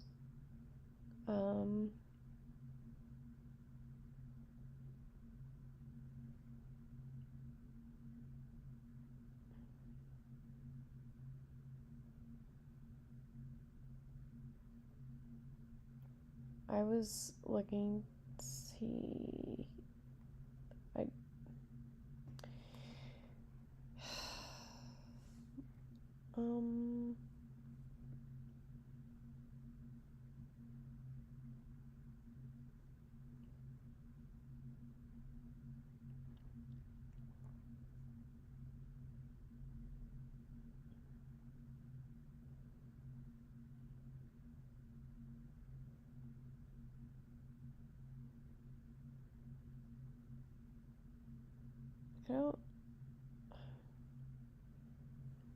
I don't really want to interrupt training to do this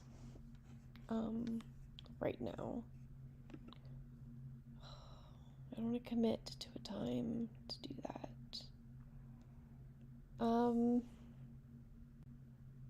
Shoot.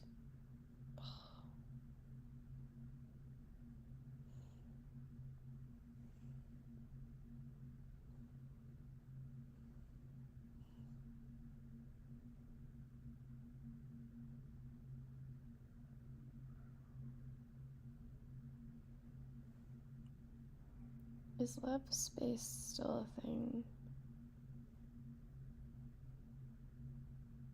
I think it is, but I want to be there so bad.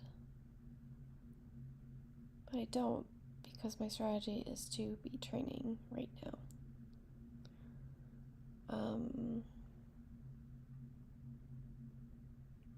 And it needs to get done.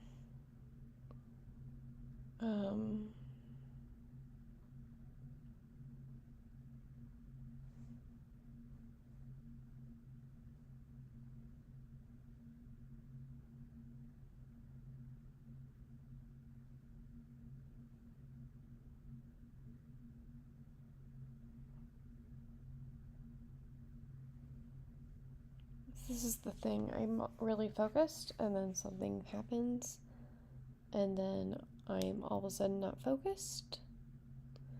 But I really just want to get through these 2 hours, and then I can go on a really nice long break.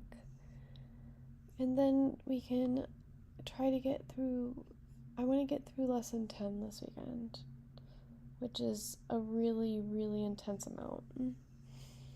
And it would be really helpful if we can get through lesson 8, because that means I would have gotten through lesson 7 and lesson 8 today, which makes it more realistic for me to get through lesson 9 and lesson 10.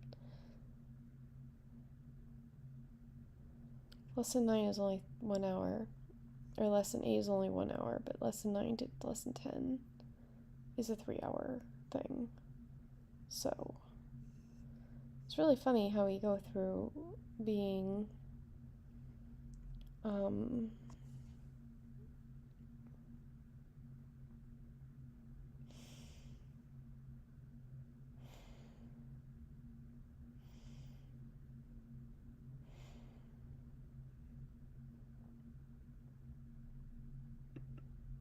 And this is where we're going to define that network config. And this is where we're going to say, hey, if you're on network A, use this address, network B. I say it's really funny how we go from being, 1/3 to 1/2 so quickly.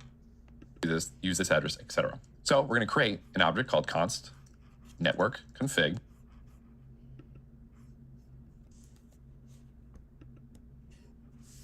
So const network config. Okay, so I will call it. Okay, so we have half an hour, and then I'm gonna take a break.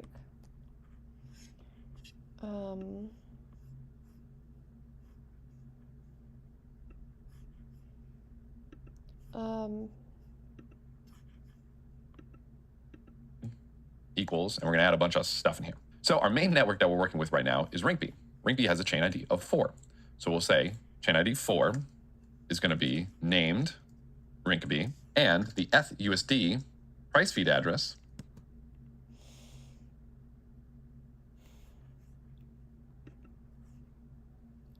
So if we go back to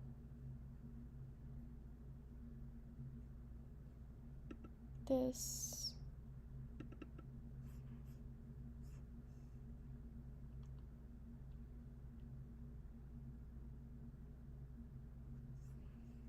okay, so 5, and then name is, name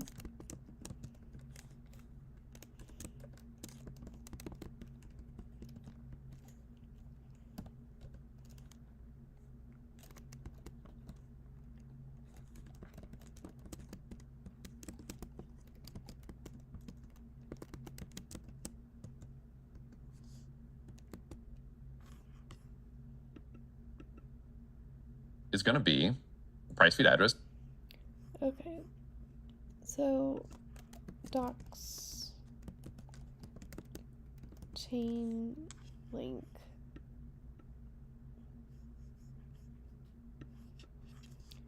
we search price feed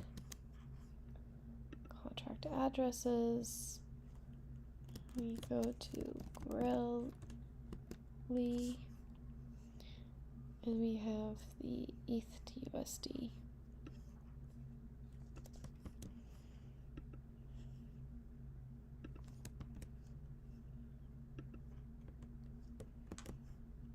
Copy and paste theory. Okay.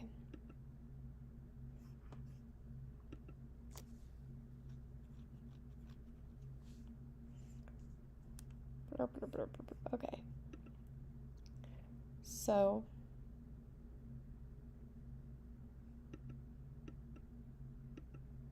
I'm going to go ahead and do not need that anymore. I mean, we can always get to that.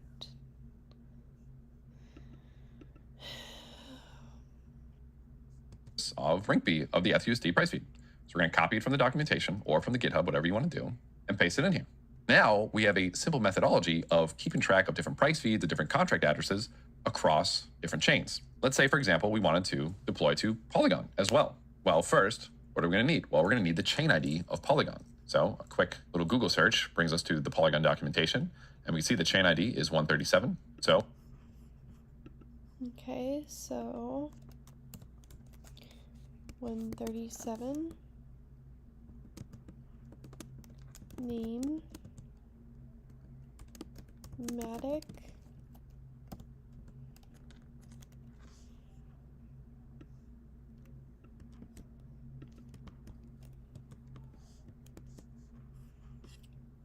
and this is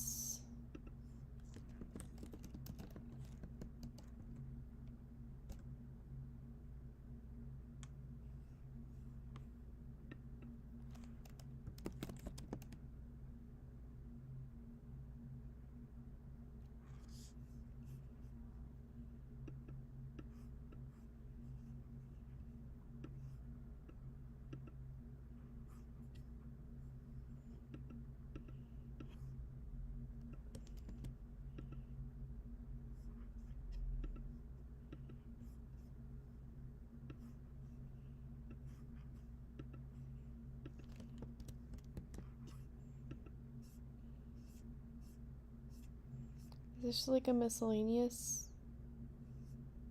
Ethereum mainnet.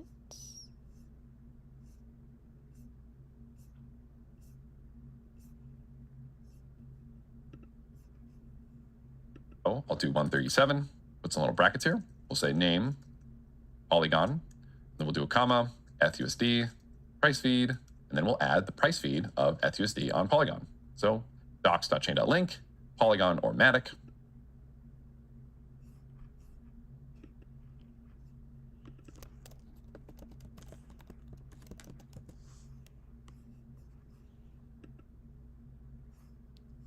So, did I do something wrong? So, price feed contract addresses.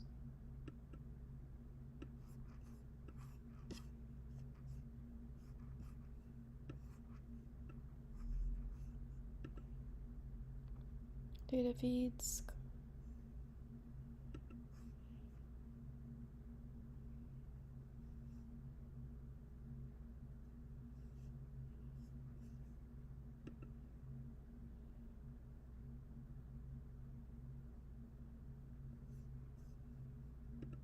And we'll look up ETHUSD.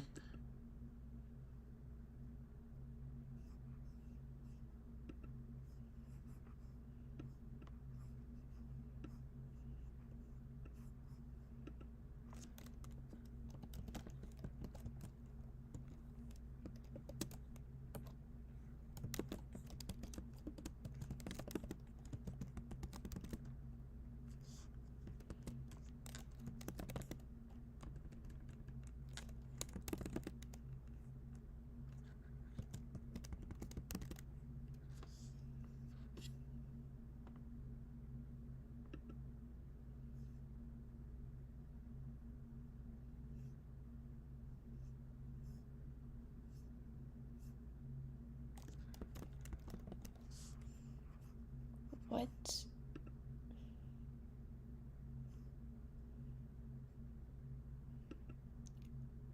Use that link. Docs.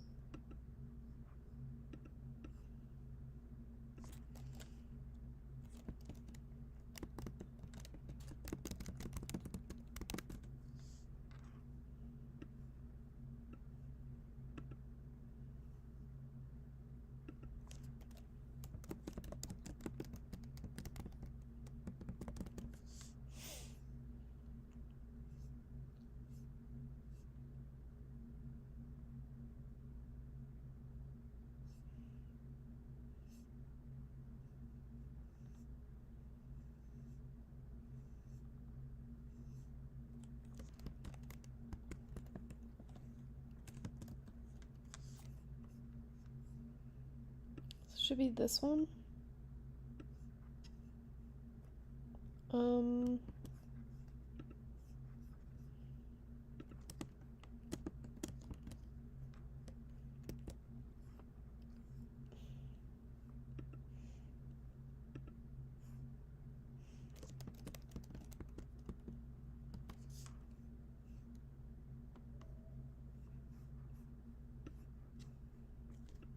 This one.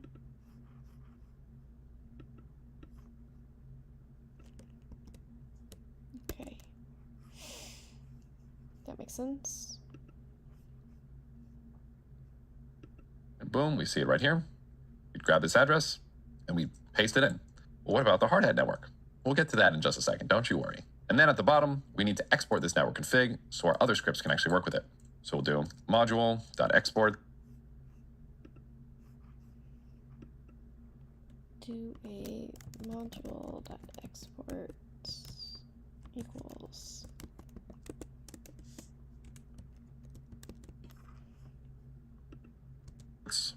equals network config. And we're going to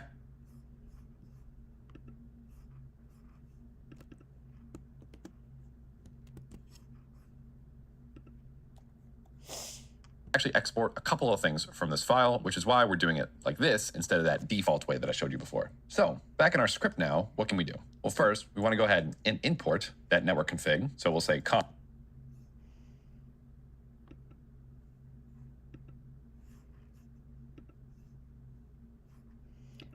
okay.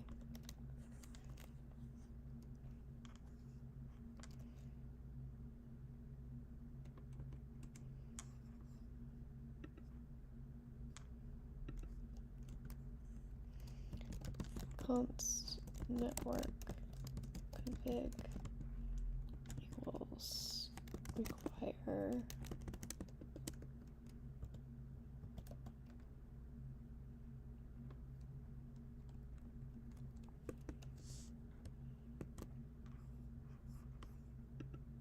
const network config. Okay. Because we're going to be importing more than one thing. It's not the default.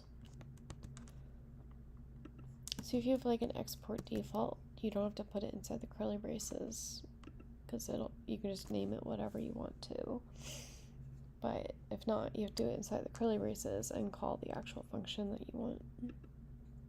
Equals require, and then we'll import it. We'll go down a directory to helper hardhat config, save. And I just want to mention this one more time just so that it doesn't confuse anybody. This syntax here, const network config with the little curly braces around it, is the same as if I went const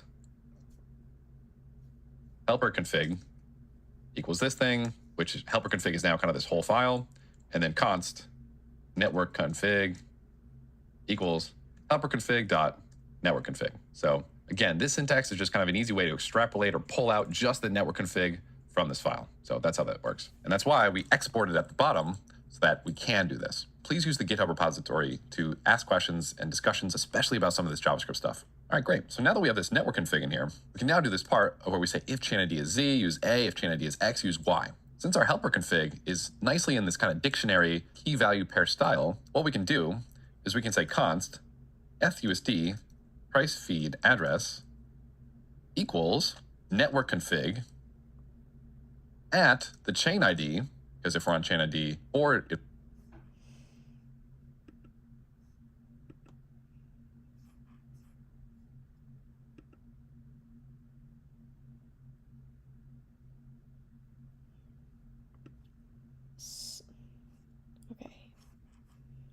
good. I'm taking a break in 10 minutes. Okay.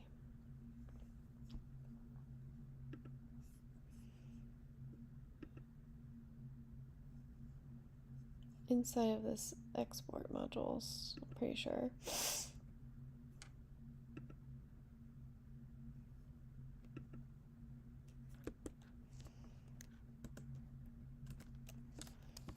Const ETH USD price feed.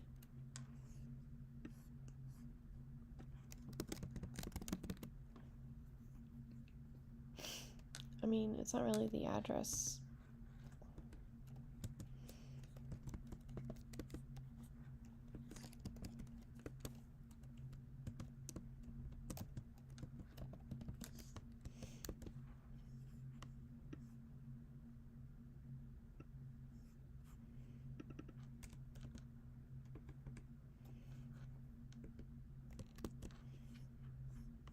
See, if we did a switch case, we could have a default.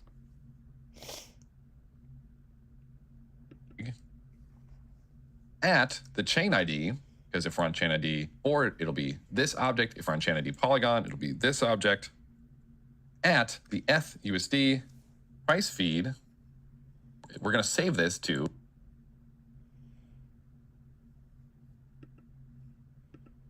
It's better to chain things.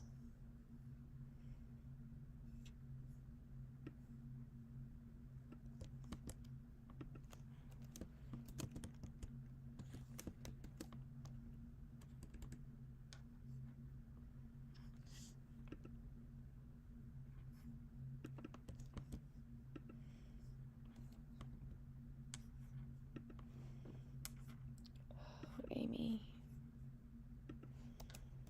Yeah, my brain is fried again, but we'll be fine. ETH price feed address. And now, no matter what chain we're on, whenever we run hardhat deploy, if I run yarn hardhat deploy -- network Rinkeby, this chain ID is going to be 4, and so it's going to use this price feed address.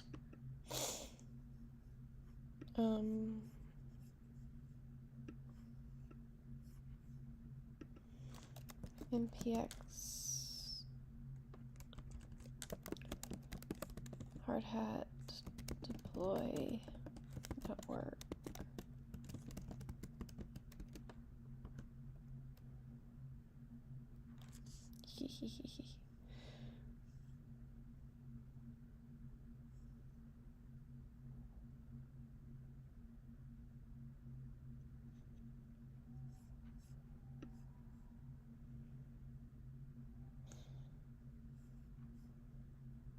Did you get the constructor error or no?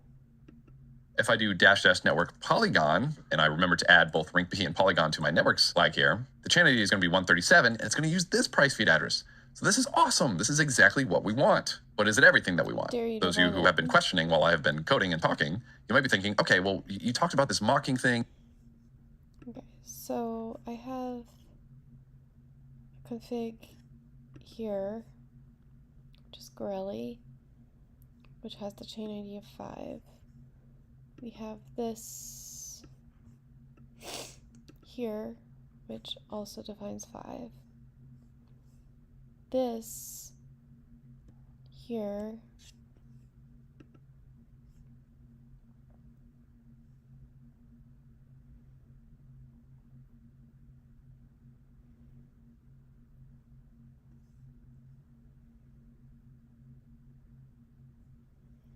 expected 1 constructor argument but got 0.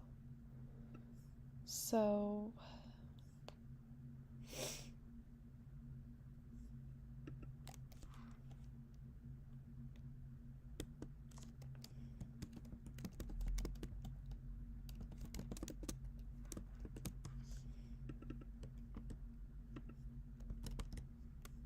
also maybe I should do that for now.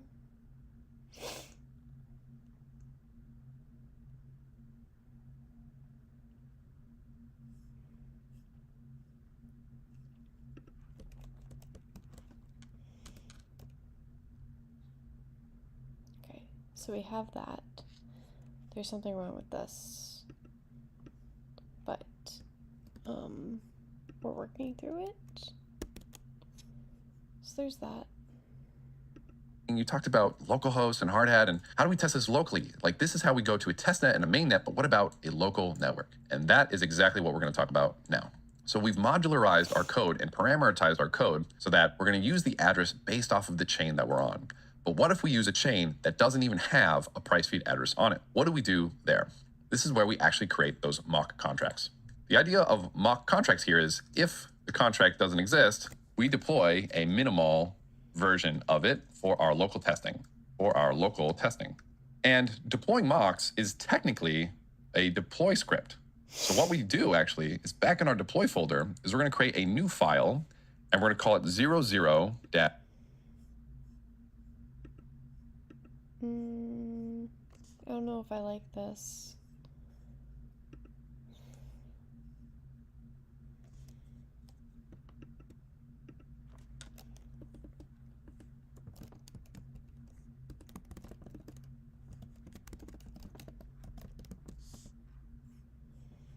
I don't know what he's calling it, but this is fine. Deploy mocks.js. We start with 00 because this is almost like the pre-deploy stuff. We only do this sometimes. We don't always deploy mocks, right? We don't need to deploy mocks to Rinkeby or Polygon or Ethereum mainnet because those already have these price feeds. We're actually going to deploy our own mock price feed contracts, and in our deploy fundme script, we're going to use our own contracts instead of already established contracts if we're on a network that doesn't have any price feed contracts, like Hardhat or localhost. Okay.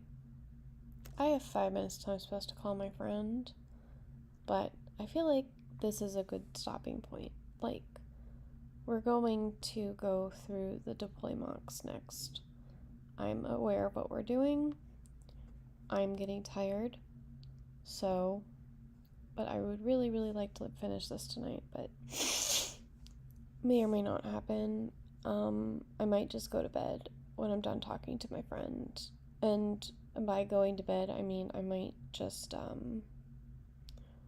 work on my metaverse stuff for a bit, something less brain intensive.